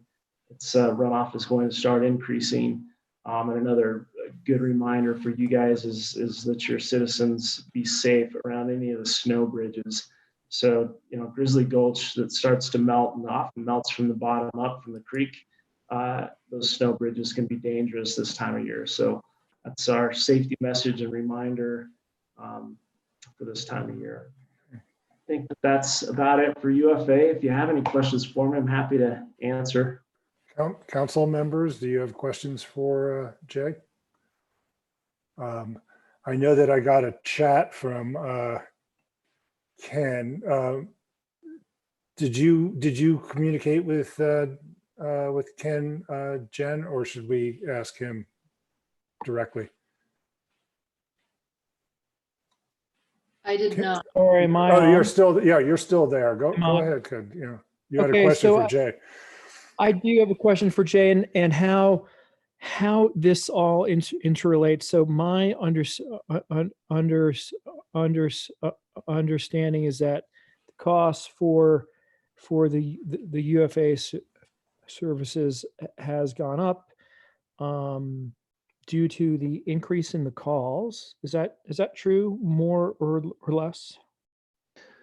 No. So related to joining UFSA or so I guess maybe what your question is if the town of Alta had decided not to join UFSA, then cost is broken down based on the sharing of call volume between what is UFSA, which is anything outside of the town of Alta and the rest of the canyon, versus call volume within the town of Alta. So they know what the cost of providing service is from station 113. And so that the town of Alta would be assessed a cost based on how many calls are run within the town of Alta versus how many calls are run outside of the town of Alta. So they would just project what that cost is based on number of calls within the town of Alta versus outside. So by joining UFSA, though, those costs that goes away, and the cost is just based on property value. So I think in the past, if I had called Gold Cross for transports out of the clinic, the number of calls, the gross number of calls would have been reduced. And would that maybe have not made the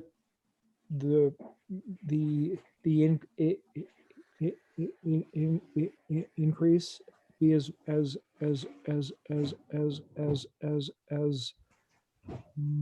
much? I'm not sure. I think that it may have, I don't know that it would have a direct relationship. Well, The cost, go ahead. Mayor. There are two factors there on use, Ken, but this particular aspect is something that I think we can talk about. It's not really on our agenda to talk about the UFSA structure, but let me just say that it's a function of two factors: our usage cost. It's what we use relative to what Snowbird uses. So a reduction in our usage has to be taken relative to whether their usage is going down or up. So that's one aspect of that issue. The other issue is long ago, we brought up the issue, the possibility of using Gold Cross rather than UFSA for emergency transport, but keeping UFSA for fire service. And that was not something the Chief Peterson was really willing to entertain. Okay, maybe we should. But I'm talk happy to talk about it with later you. because I'm the one that calls them Right. the most. So Sure. anything I can do to keep the cost reduced for the town and the property owners, you know, let me know.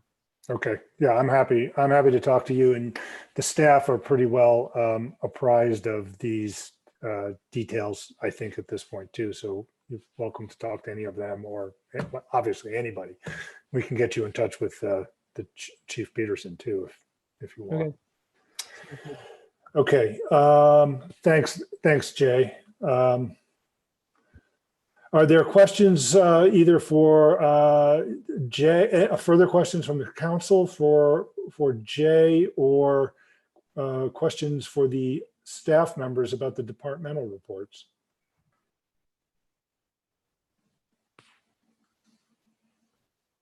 Okay, seeing none, I'll move to the next item on the agenda, which is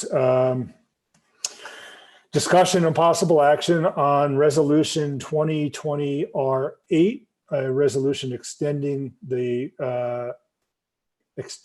period of emergency proclamation until I think it's June 18th is how this is drafted.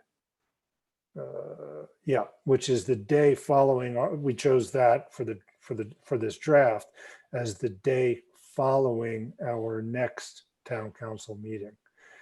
If we don't pass an extension, I, as mayor, do not have the authority to extend the emergency. That power belongs to the town council. So it will expire on the 14th of May otherwise. Mayor, do you have any, I know you had expressed that you're going to address the concerns from our citizens in that letter about Proclamation 4. Yeah. Some heavy hitters signing on to that letter. What about the other two letters? Did you have thoughts about yeah, some changes based on those? Yeah, I think that so the governor released his order just at the end of last week, and the county followed suit. And today is Wednesday, so and the staff and I have had extensive discussion about this. And today is when I got called.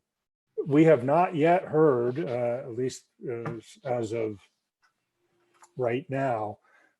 Like I said, we did ask the governor through the county to tell us if we needed to vacate our emergency order, and we have not heard back. So things have been up in the air for the last few days, and we haven't had a chance to really do the research that I would be doing between now and next week. We just heard from, like I said, we just heard from the health department. So this is all very tentative after having spoken to Dr. Ken earlier today, and I think that we could open the short-term rentals. I don't think the lodges are going to open because they have all told me they didn't expect to open anyway, but that would allow for the rental homes to be generating revenue for those businesses and accommodating those customers.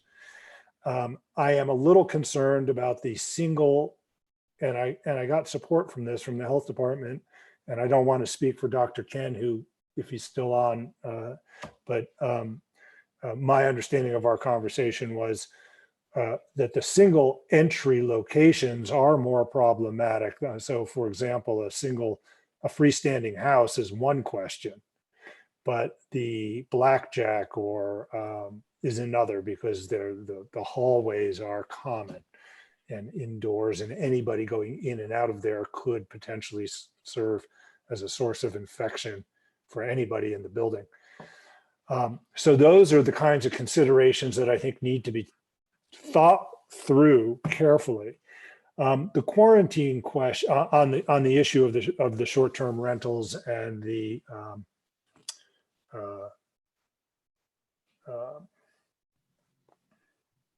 on the question of the quarantine, I think that I appreciate the idea that people are tested as an alternative. I do know that the incubation period is more than a couple of days, so that seems a little problematic. I would really want to understand what it is that people want to do. If the idea is,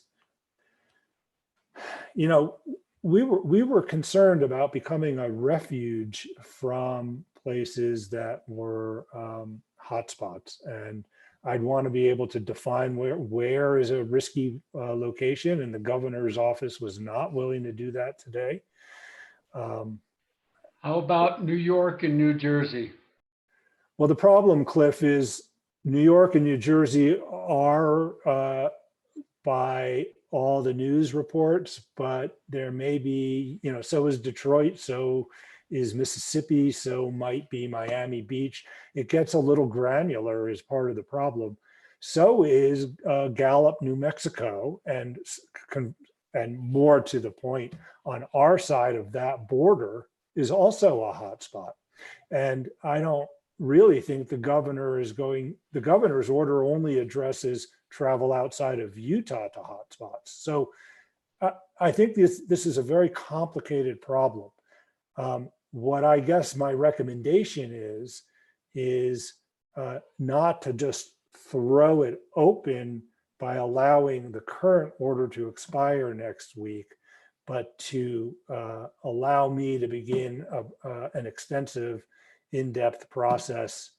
You know, in the last week, we also had to finish the semester and at my day job. So I've been working really hard, and I also am homeschooling a fair amount of the time so that my partner keeps her job. So, but I told Ken earlier in the day, and I would commit this to the town council, that I will work with Polly and the medical authorities and our advisors to come up with the best balanced policy that I can develop. And then it will be up to the town council to decide what to do at the June meeting. That's my recommendation, but it's really the council's decision.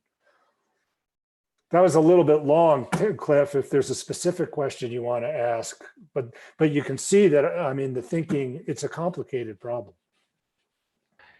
Yeah, and you know, I appreciate your good faith on trying to find the best way to address those concerns, Mayor. I know we haven't gotten into discussion of the resolution yet, but I move that we do pass the resolution. Is there a second? I'll second it. So,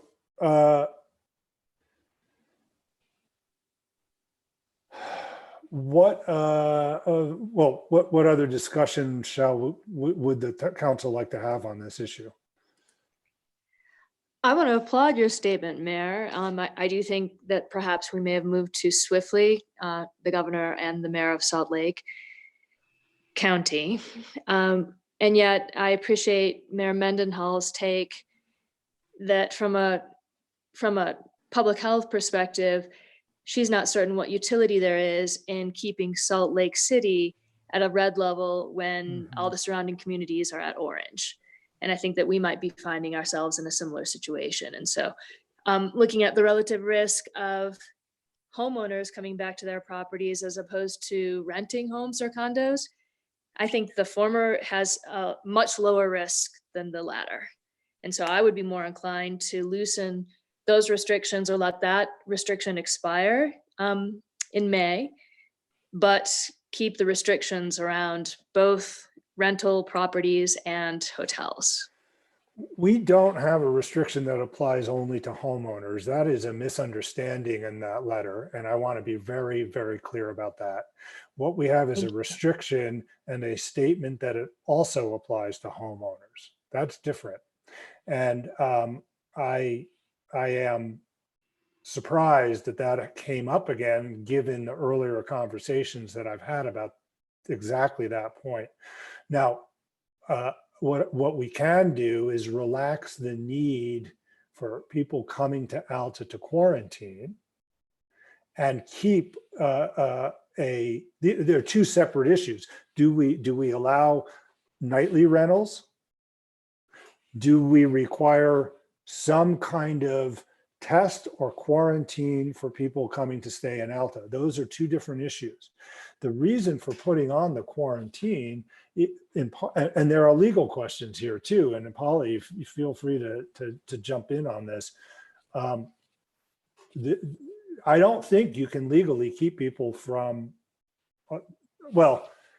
there were people a month ago who were urging me to close the town entirely and not to allow parking and a lot of things like that. And, you know, I'm getting yelled at from every side on these questions, believe me. And I've been working with the ski area. I've been working with the county. If we get too far out of line, the county is going to squash us. And I think that Erin Mendenhall, for whom I have developed great respect over this period,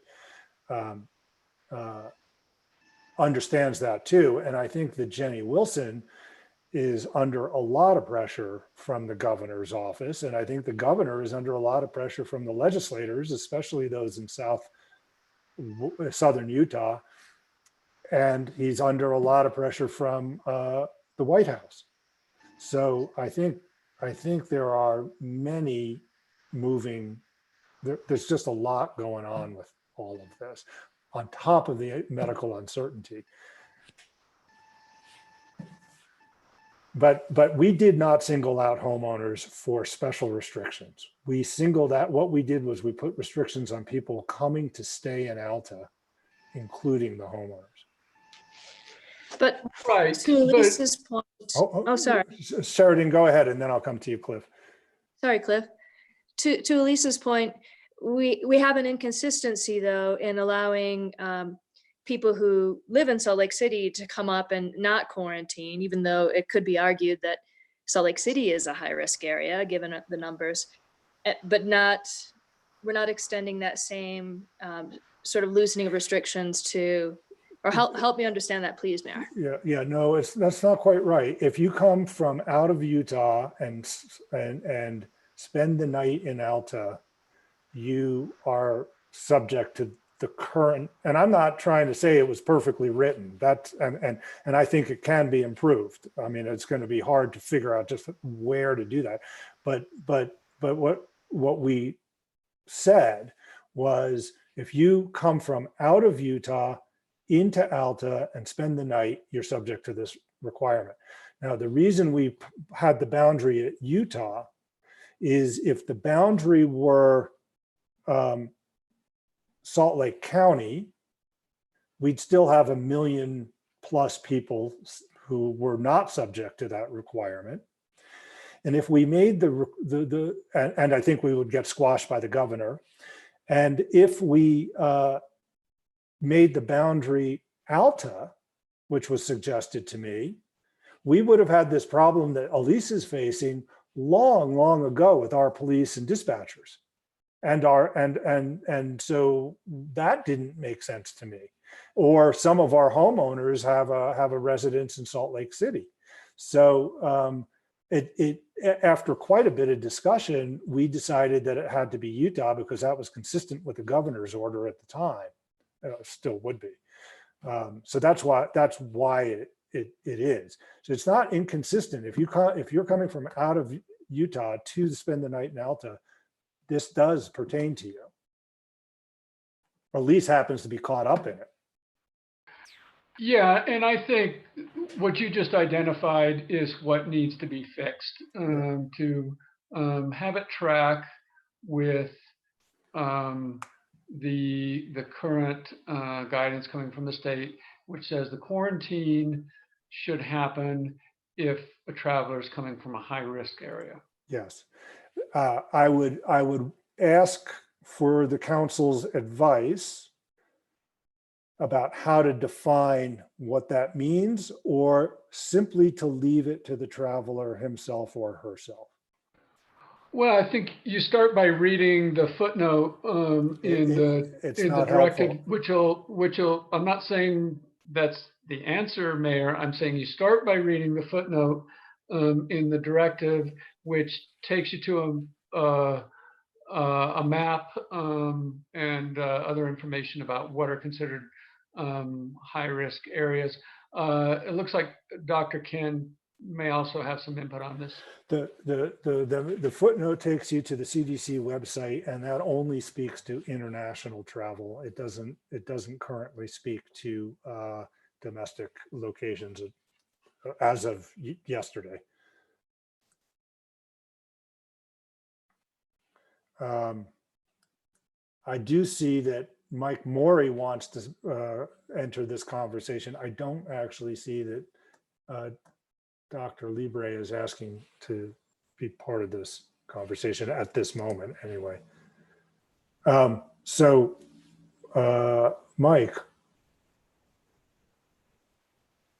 Actually, I had sent you a note. You withdrew the request. Withdrawing that, but I would say that, one of the very first and probably the most important thing in the decision you're going to make today is the continuation of order number 1, which is pretty critical in Chris Colley's world and mine.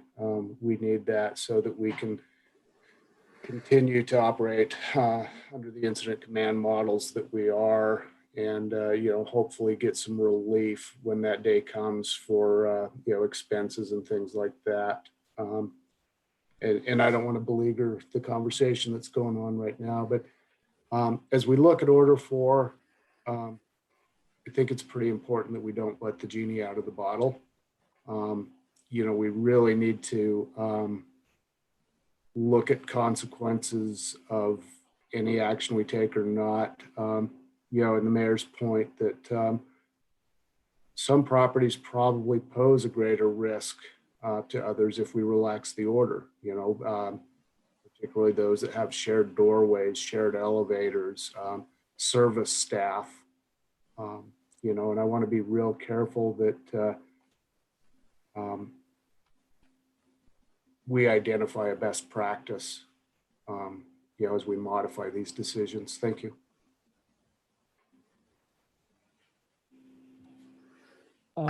If I could just, please. Again, this is a really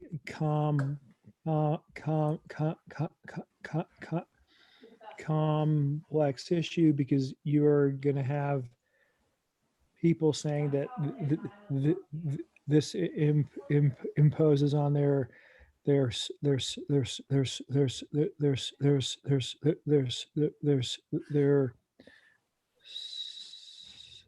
civil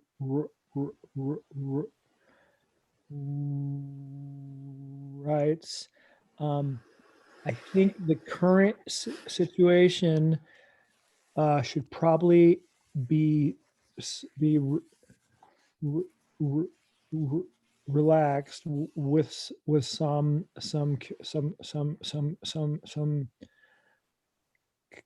caveats.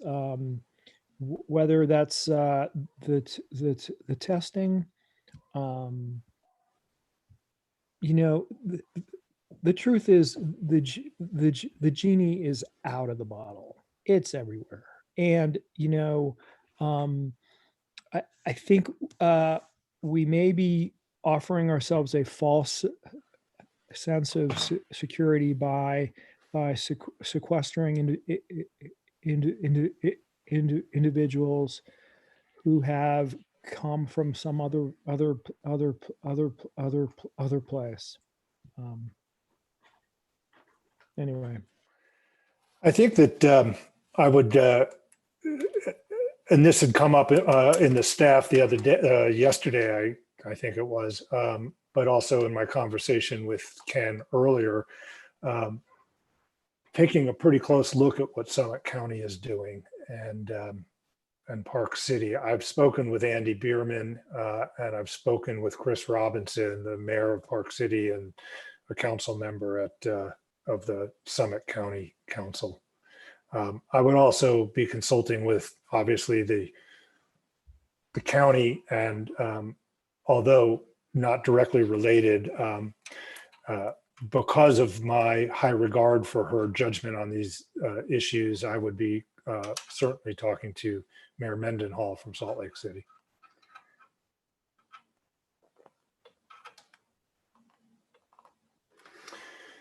Is there any other discussion? Harris, this is Margaret. Yeah. I'd like to say that I really appreciate all that you've done on this, and I know that you've been getting a lot of heat, and only some of it I am aware of, I'm sure. And I think that the letters and the newsletters that you put on the website have been helpful in this regard. And that's why I suggested in the work session that maybe if you were to have, instead of the staff and you working on these things together and coming up with a proposal, if we were to have some community members involved, if that might help the community recognize the complexity, because your newsletter appropriately, you try to make it condensed and insightful and short so that it'll be read. And yet obviously the issue is much more complex than that format leads to effectively. And I wonder if there might be additional buy-in, there might be more community support for us to work at maybe passing it now, but committing to convening a meeting in the next couple weeks and evaluating what additional information is available, because as you and Chris say, these things are changing daily. We don't know what the governor is going to do, the county, the city, the other counties, so on. So to work at maybe passing this now, but committing that before we get a month from now, we will look at it again and potentially evaluate or remove some of the more onerous restrictions if appropriate. My concern is that we don't have very much time. In my conversation earlier with Ken, I committed to doing something within a week because that was about the soonest I thought I could get this done. I'm worried that, and it's not been, I mean, I should look in my email. I'm worried that at any hour, the governor vacates what we're doing. And I would be happy to hear what people have to say.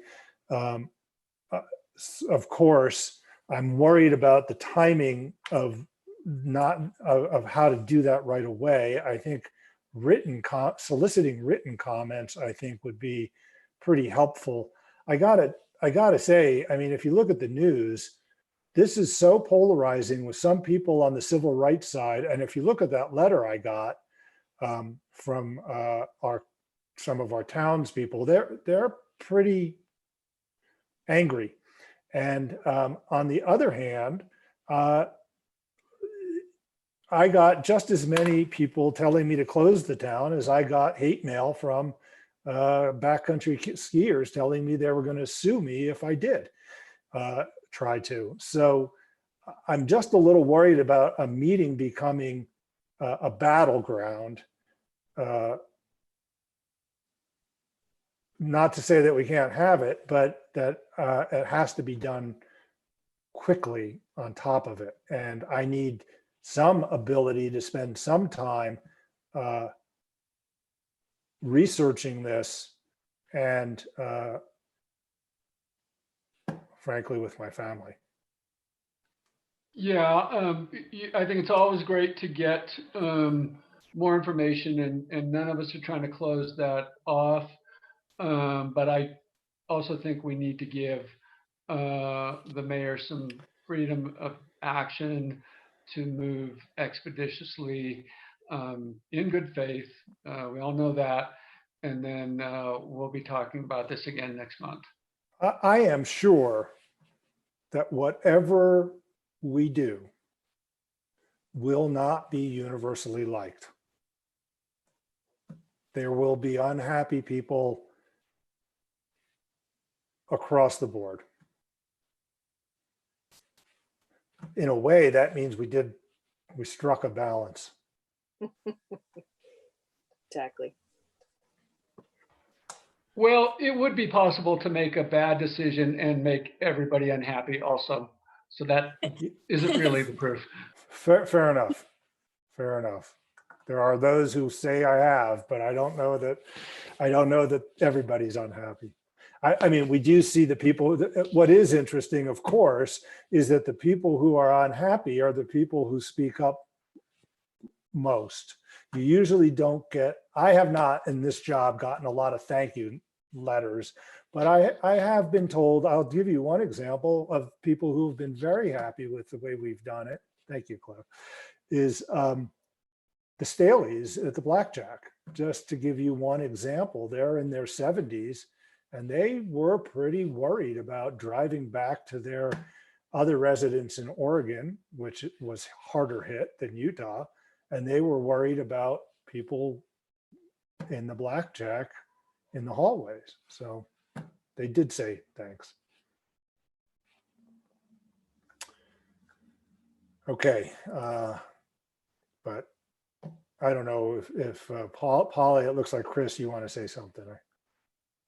I didn't mean to jump in front of Polly, but I do want to reiterate what Mike said about order number 1 and the question of whether we're still in a state of emergency or not. And you know, it doesn't feel that way anymore, but there are some, you know, structural advantages to maintaining that that initial action that we took. And I did double check with our Salt Lake County Unified Command Liaison about their emergency status. And several weeks ago, the county council, you know, updated their original declaration, and they will be in a state of emergency until like July 6th or something like that. So it would help us to be consistent, at least with that. So.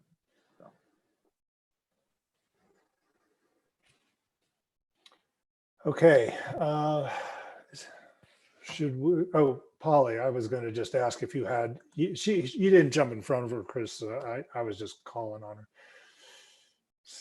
If you have something to add, I don't. No, I think that the discussion is right on, and I think the underlying motion and the underlying resolution is to extend the emergency order, which is the most important. And then the other orders, I think it's very good to get this input to make the decision on how you want to, what restrictions are appropriate for the town at this point. Okay. I want Um, to say thank you, Mayor. As the weeks have gone on, I felt very safe with your decisions and I applaud you for them. And well, so thank you thank as you, a Sheridan. resident. And one thing that had come up that people had raised was the touchless delivery and the not allowing that, which I kind of question. Can you help explain that to me? That letter contained several inaccuracies. Okay. And But we that's did not the not, case. it is not the case that people Okay. could not get food delivered to their door. Okay. What we did say is that you can't have a housekeeper come into your house until it's been empty. That And makes was sense. and that was on the medical advice of the lifetime of the virus. And in fact, I think the Summit County order requires a 48-hour period between guests of the hotels that are reopened for that reason.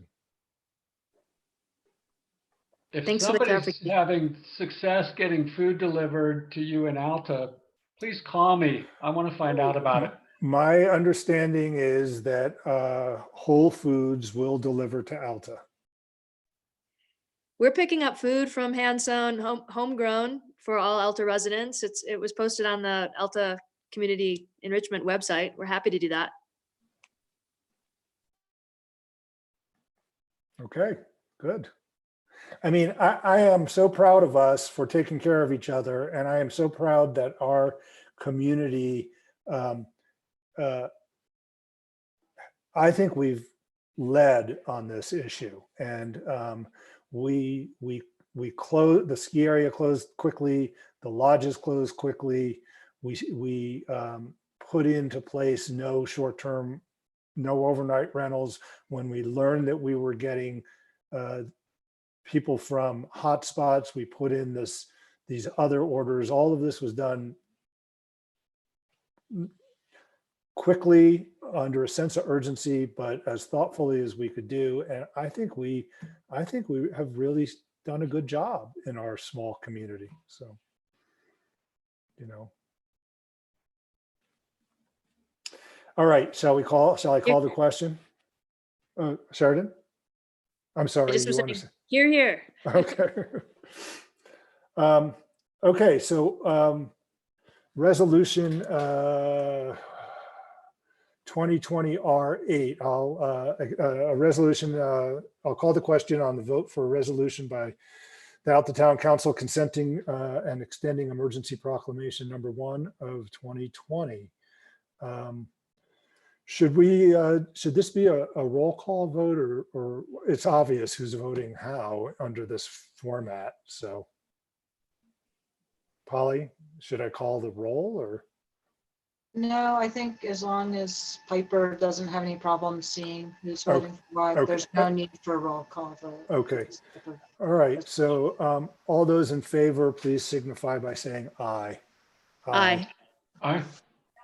Okay, I got a thumbs up from Margaret. Okay, that looks like it's unanimous. Thank you for your confidence. Okay, the next item on our agenda.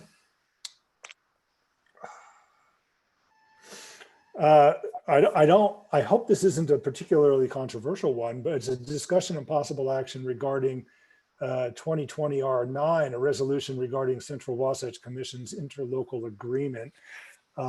That agreement has a couple of modifications in it. And what it now does is I think the main change is admitting Brighton as a member. And I think you've had this for a little while. Let's see, it's redlined as an amendment. Let me see. My understanding from their summary was that it does two main things. One is Oh, to yeah. allow Brighton to be a member, and then the other thing was about ex officio members. That's right. Because we wanted to be able to invite UDOT or UTA to be part of the board discussion, although as ex officio members, they wouldn't have a vote. So all the entities have been asked to approve this agreement. I move that we adopt this resolution. Is there a second? Second. Okay, thank you. That was Cliff making the motion, and Elise, I think that was seconding it. Is there a discussion on this? Okay, then I'll call the question. All those in favor of adopting Resolution 2020 R9, please say aye. Aye.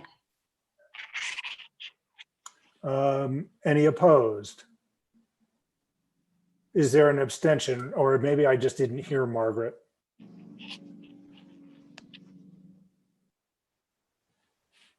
I sent you my thumbs up. Apparently you didn't see that. No, I didn't see it. I had part of this screen. I was reading the resolution. So, so sorry about that. Okay, so none opposed. That's unanimous as well. Thank you.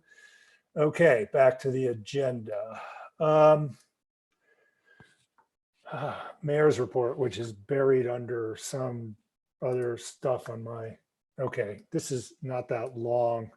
I know I was just telling you I'm working all the time, which is true, but I don't actually have all that much to say. Okay, I know it's only been a month. I can't tell if sometimes I can't tell if something was last Tuesday or a year and a half ago these days. It's just very bizarre. I've been busy with the activities at the U, budgeting for 0 increases there, et cetera. We've been working on COVID-19 and the staff and I, and on the budget. I continue to attend the Salt Lake County Mayor's meetings, which are every week. And lately I've been attending the Economic Impact Working Group meetings that the county is also hosting. But John, I think I've handed that off to you if you're okay with that. I don't see his face. Yes, he's got a manual thumbs up. Okay.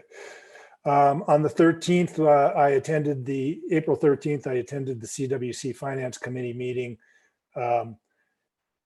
We dealt with the assumption that we're going to have to be bare bones. As Jay Torgerson said, there are no cost of living adjustments or raises being implemented at the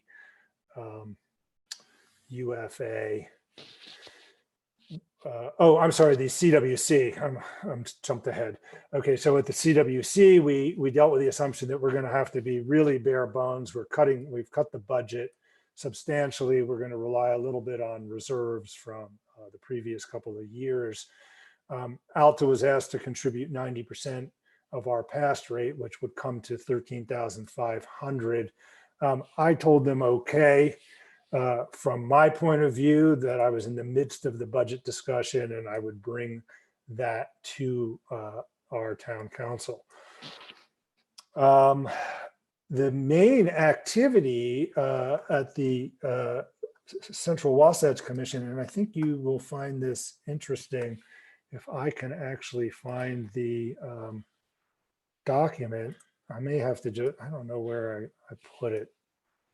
I may have to refer you to their minutes, but there's a list of short-term projects and some money for us to do that, to do those short-term projects. And right now I'm afraid I'm not finding it. And the short-term projects includes things like fixing a bridge and a trail up to Dog Lake and a few other things like that. One of our letters from one of our constituents talked about a chipper opportunity. Jay, are you still here? I'm going to unmute him. Yeah, I'm still Okay, here. yeah. The CWC was going to contribute something to that chipper day, and one of our town's members asked how that was going to work. Do you have something to say about that?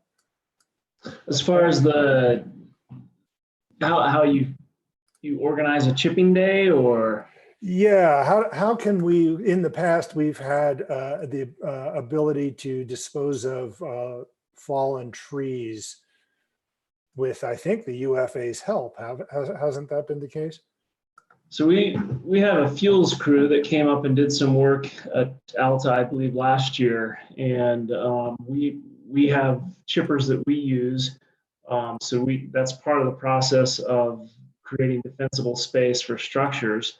I'm not sure outside agencies what their recommendations are and how they utilize those, and if they require on the homeowners to be the labor for that. I'm not exactly sure. I don't think UFA has participated in this particular chipper day, are they?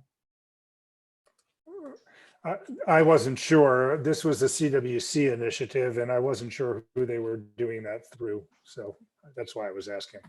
I'm sorry, I'm a little, this just came in, this letter, so I didn't really have a chance to research it. And I will find the CWC document and make sure that it gets part of this record. And I apologize for not having it on my fingertips at my desktop, but I don't know where it is. I think I must have closed that document and don't know where to open it from. Now I've kind of lost my own mayor's report. Okay. All right. On April 16th, the UFA Finance Committee meeting occurred, and I did succeed in having the buy-in.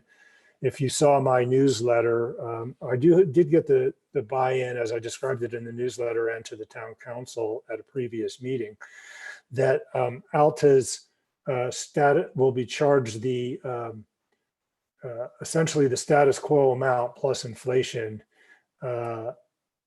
through the end of 2020. That comes to our budget shows 78,000 plus a little bit. And then the UFSA price would kick in starting in January, but our homeowners won't be billed for that until November of 2021. So, it takes a little bit of the sting out of it by the delay and by the half a year forgiveness. The committee agreed to do that, to forward that recommendation to the board.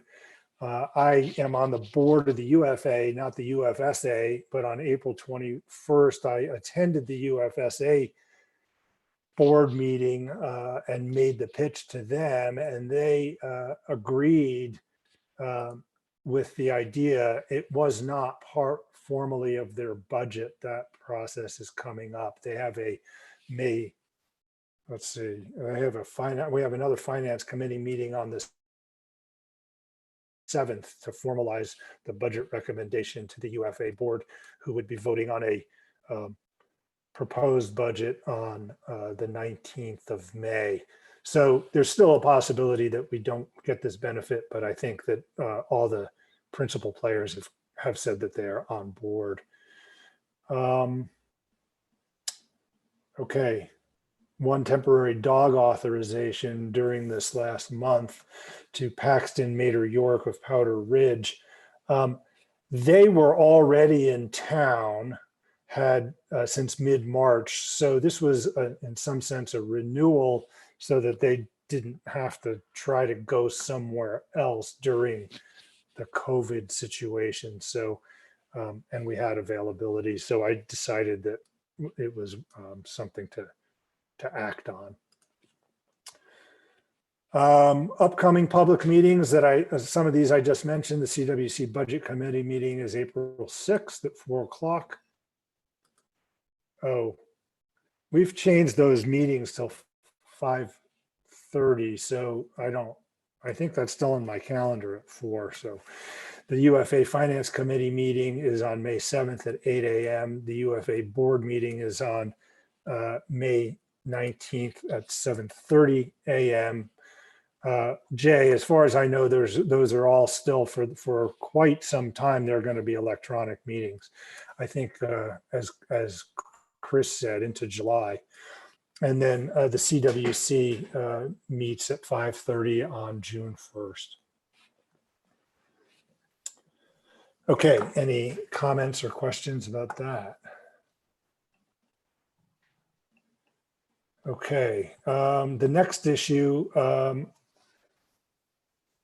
well, we would have to do it first. So the reason why the next issue on the agenda is a discussion about a sales tax increase of 0.1% is because that is built into the budget that is before you.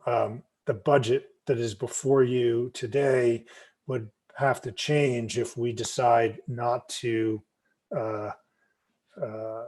adopt this 0.1% increase in our sales tax. So this is resolution 2020 R10. Let me make sure I read the title properly. A resolution by the Alta Town Council approving the imposition of an additional 0.1% of the resort community's sales tax. Is there a motion to proceed with this?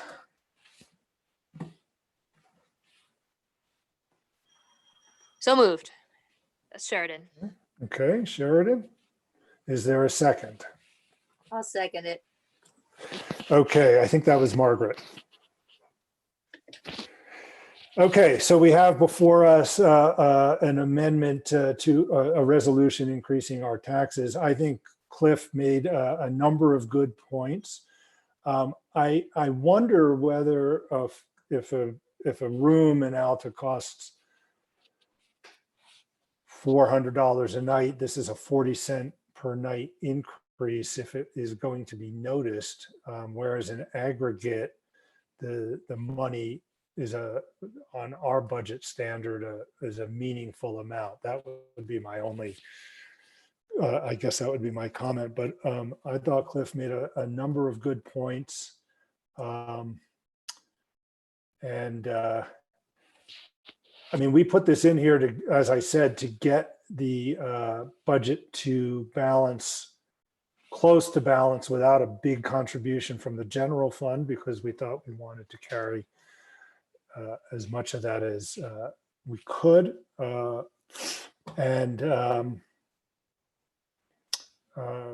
Also, I guess the thinking was that the property taxpayers are going to see an increase this year, and it seemed like maybe this would be supported. But I knew all along that Cliff was not going to speak in favor of this, and so I just wanted us to be able to have the discussion. Really, we do need to find alternative sources, and if the council is comfortable with $75,000 coming out of the general fund, then that is a ready solution to the question of the balance.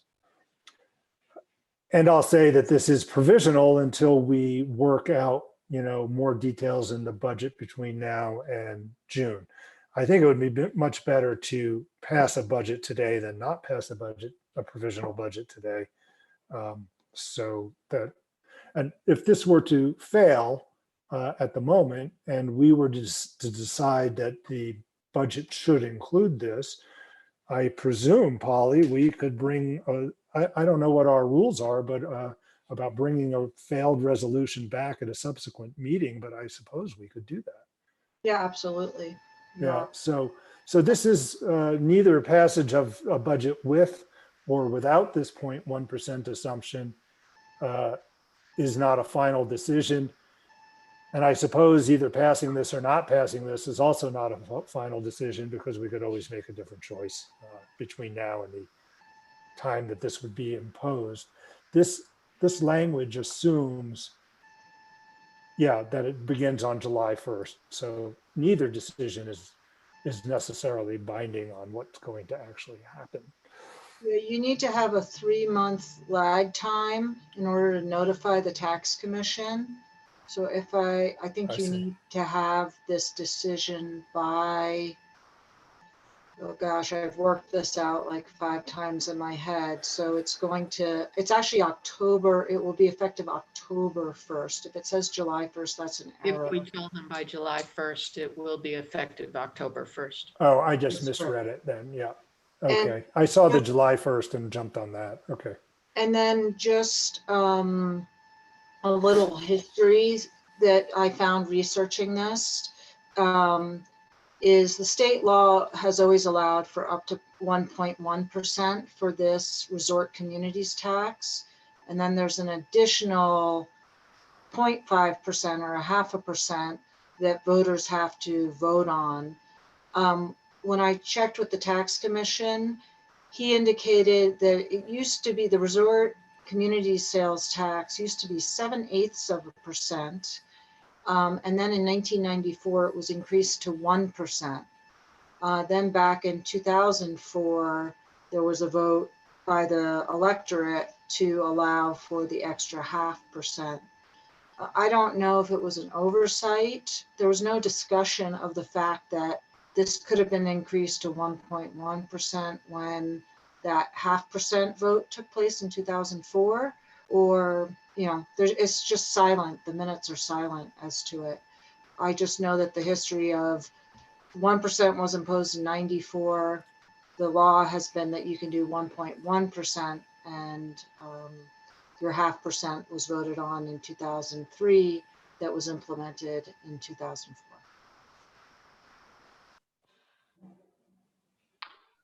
Yeah, I agree with everything that Harris and Polly just said, and it's good to know that it's a 90-day lag time. That certainly makes sense. And if we were to find that we have to tighten our belts in all kinds of different ways and go back to the well for what's available, if that happened in October, then in that event, it would pick up revenue as soon as January.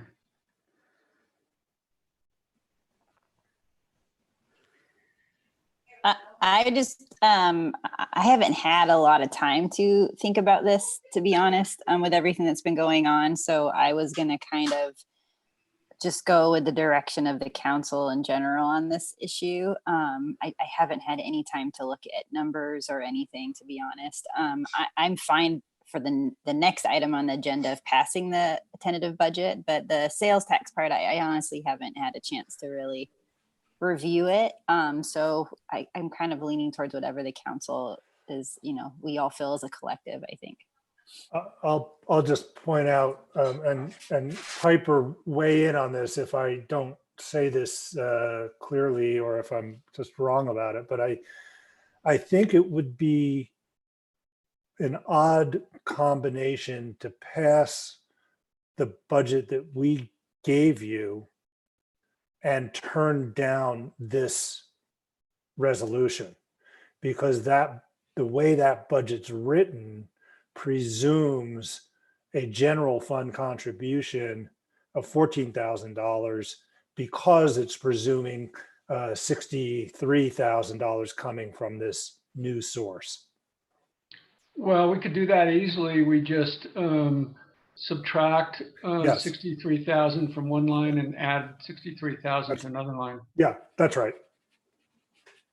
I just meant the budget as shown, but that's absolutely right.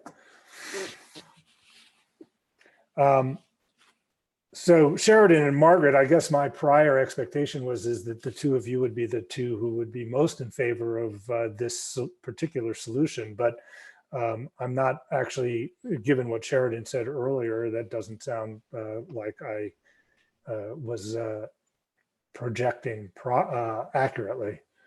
And Margaret, I don't recall if you've said something about this.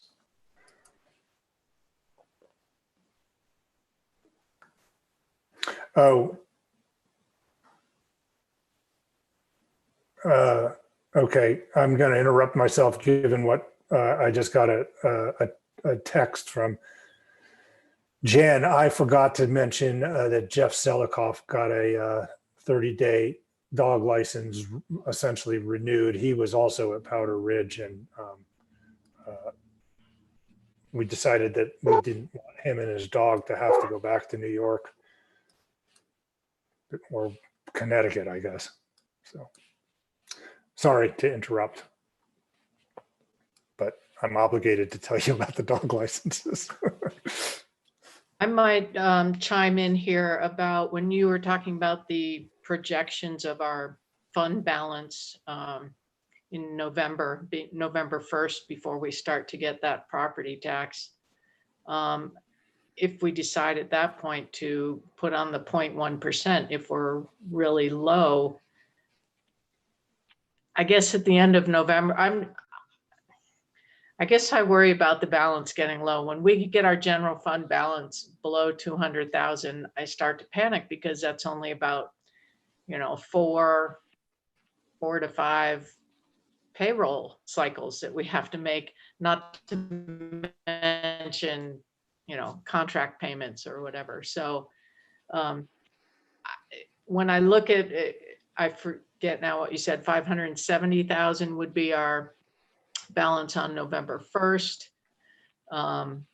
That would be lower because that was assuming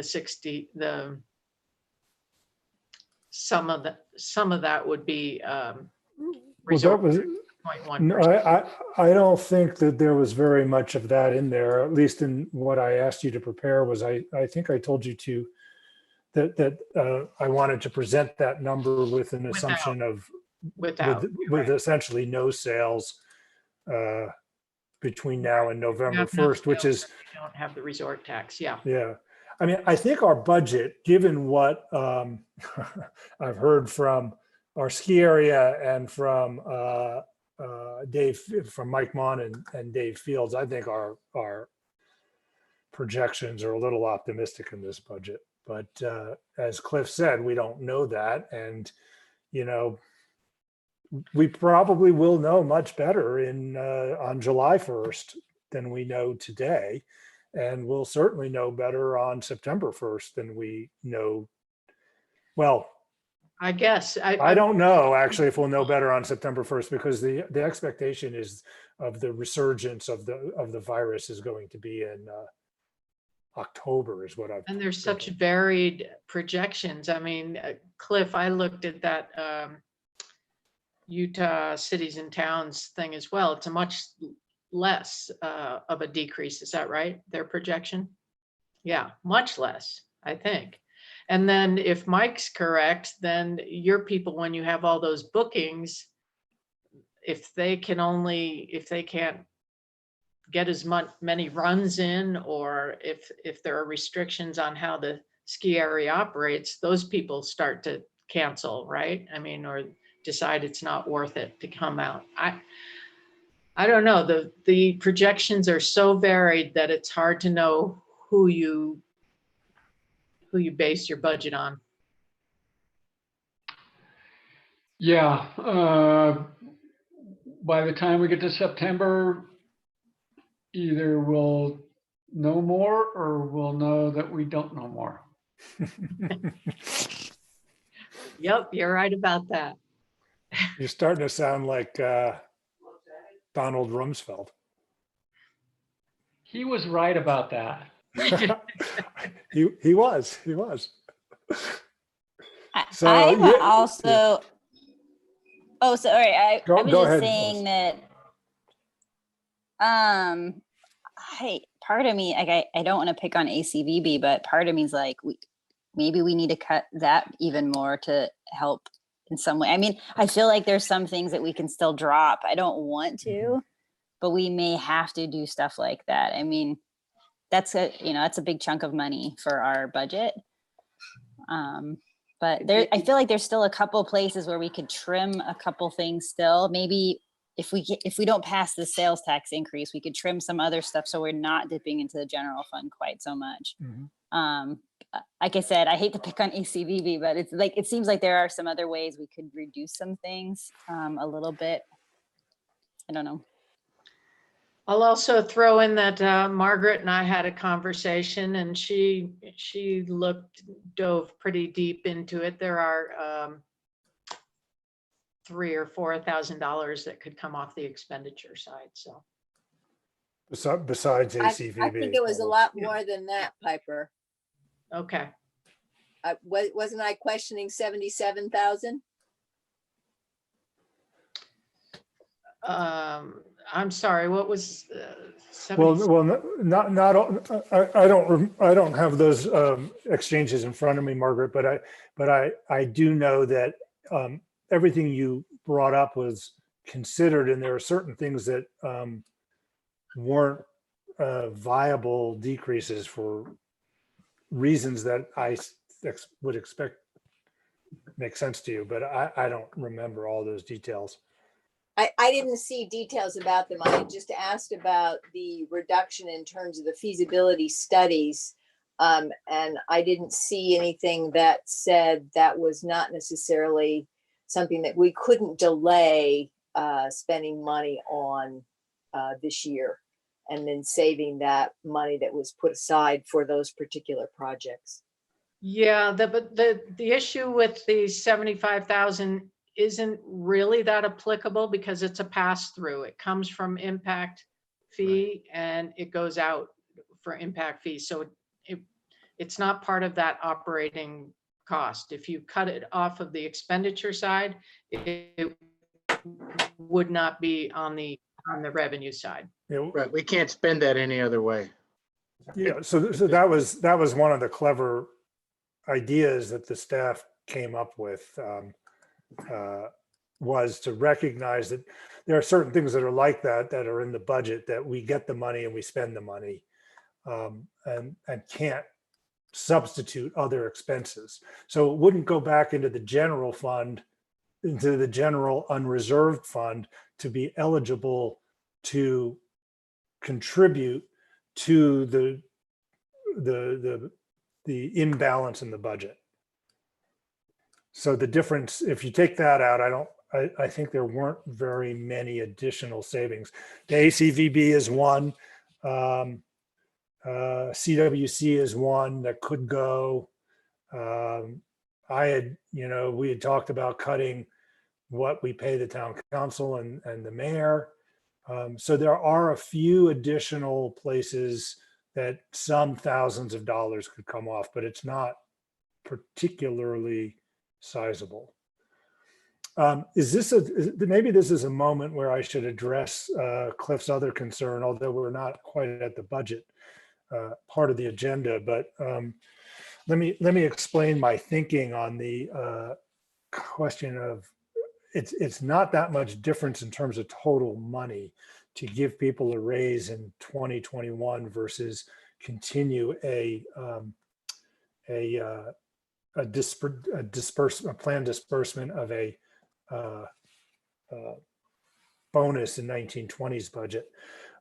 Because the money was about the same, and I do appreciate the idea that it does build into the future, but that actually, I think I want to speak against that. Because of that, I want to speak against doing the raises in 2021. For the bonuses, when I became mayor, for some time anyway, had been delivered to the staff at Christmas. For the first time this year, I said, that doesn't seem like the responsible choice to me because so much of our revenue is sales tax based, and we don't know what our sales tax is going to be for the fiscal year in December. Not to mention the separation of church and state. Winter holidays, excuse me. Yes, year end.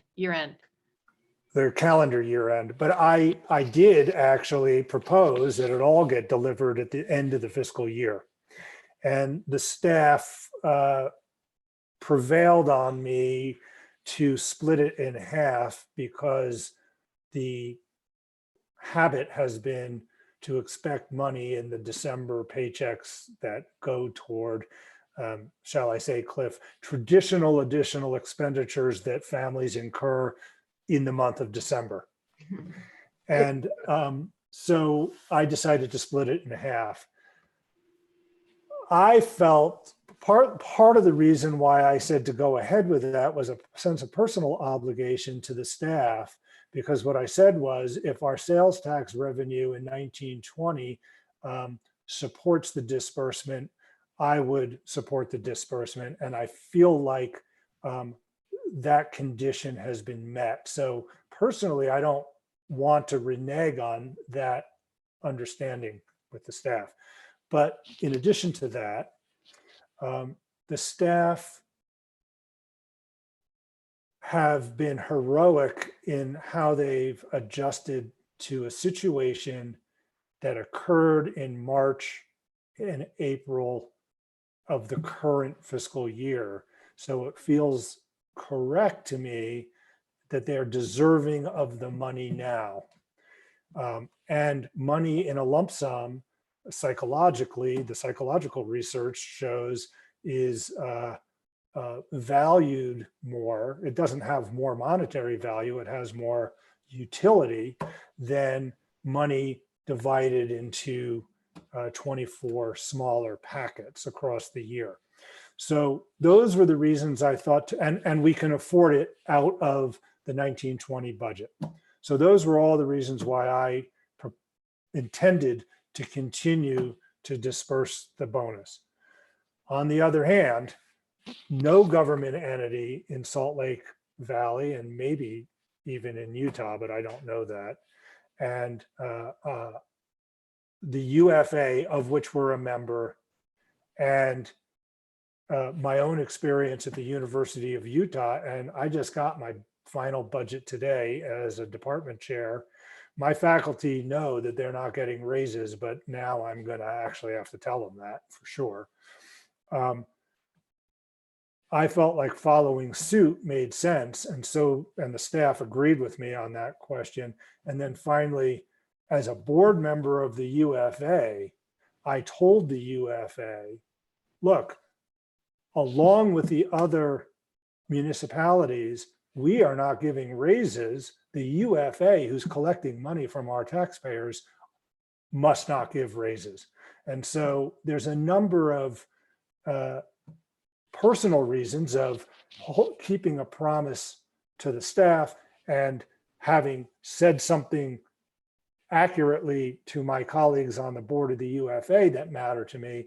But there are also matters of the psychology of finances, and going and not wanting to be singled out as that town up there that gave everybody raises after the conversations we had with the county about how much money we were spending and how much money we were taking in.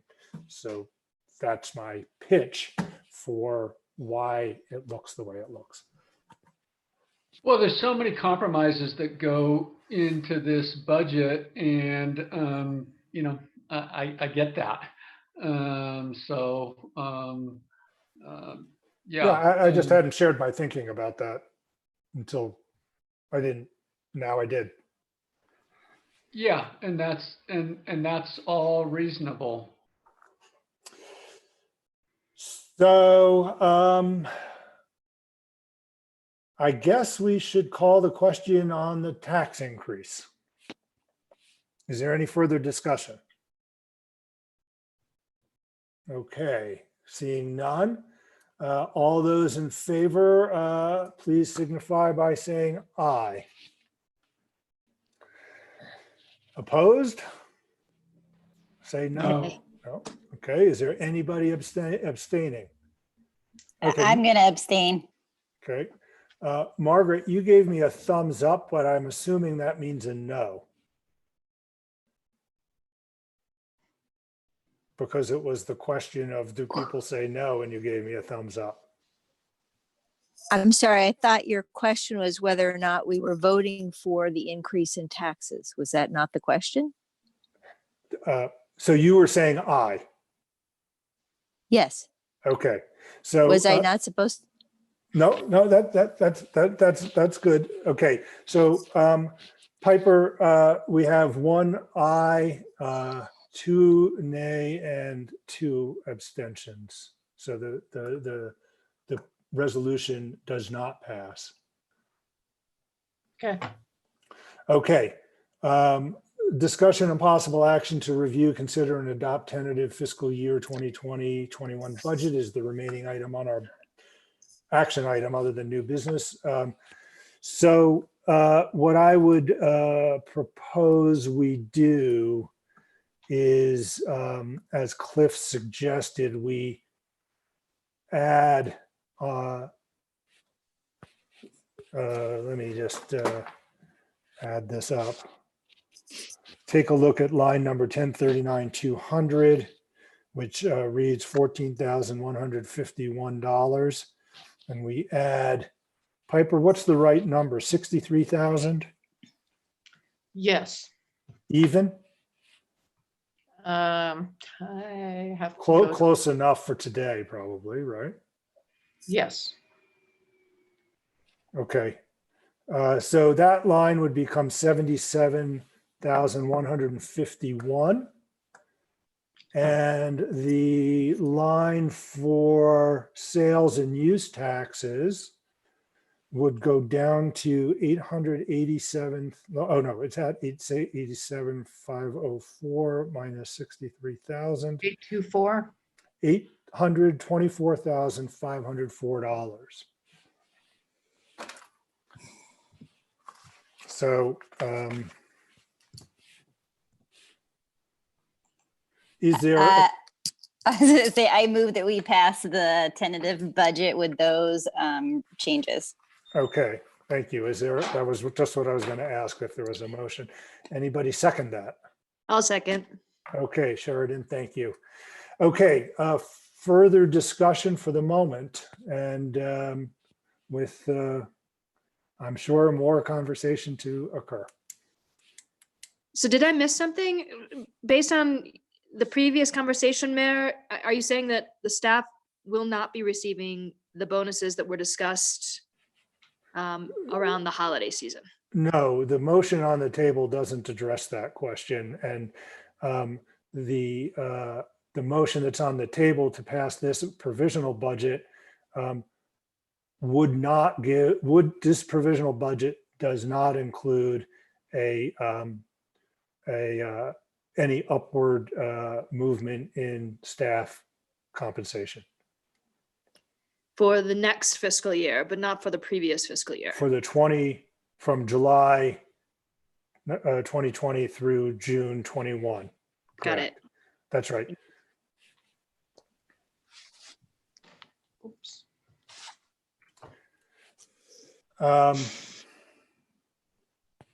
Okay. Sounds like I can call this question. All those in favor of passing the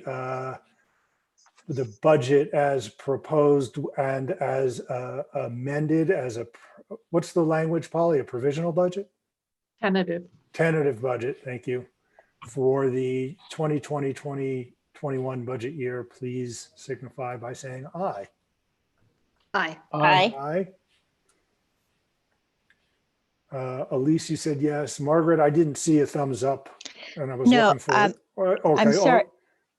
I was going to abstain actually because I didn't understand the stuff that you just went through. So I thought I would get clarification later. Thank you. Okay. Do you want me to take a minute and run through it? Well, I want to belabor everybody else. So maybe I'll just see if I can get it in writing from you or Piper a bit later. Thank you. Okay. We'll certainly forward a hard, we'll email you a new PDF with the exact right number. Yep. Okay. I guess we should add a little caveat that the 63,000, it was a round number and is close, but is probably not perfect. So the amount that would be in those two lines may be slightly different, a couple of decimal places over. And do you want me to change the budget with the actual number? But I think I know it's 63. I just don't know the hundreds. So Right, yeah, we should put the number that we believe it to be. Now, of course, this is all a little bit tentative because it's based on some assumptions about what the sales tax is going to be. So, Right. but we ought to carry through with our thinking and be consistent with it. Otherwise, it makes it that much harder to explain. okay. All right, thank you. Wow, we got a lot done. It's 6:57. We are 2 minutes away from our schedule. So yay. New business. I just had a quick question for Jen. Jen, have you had any clarification with regard to vetting the people who pulled dog tags and whether or not they actually qualified for Class A status? Yes, I have. I finally got some response from the woman I was working with at the county, and everybody that I was questioning was a registered voter. So I actually, before the council meeting today, emailed them all that they had a license and have 6 months to fill that. And then I did let all the people know that did not get a license, that as well. So did it change any of the top six that were pulled, or are they all registered voters? Okay, thank you. One person, because it was a husband and wife that both submitted, one person just said, now that you've pulled my significant other, you can take my name out of it and, adjust the list that way. But that was the only change that happened in the order of how people were drawn. So Thank you. number 7 did get one Right. of the 7 was really number 6. That's how it worked Right. out. All right, well, I'll call for a motion to adjourn then and wish everybody well and stay safe and don't go hog wild going from red to orange because it's still out there. motion to adjourn. I haven't heard one yet. So moved. Okay. Second. Okay. All those in favor, please say aye. Aye. Okay, I see a thumbs up from Margaret. Thank you. Right on Thanks. time. Great. Appreciate it. Thank you very much. Great meeting. Bye-bye. Stay well. Yeah, you too. Yes, definitely. Take care.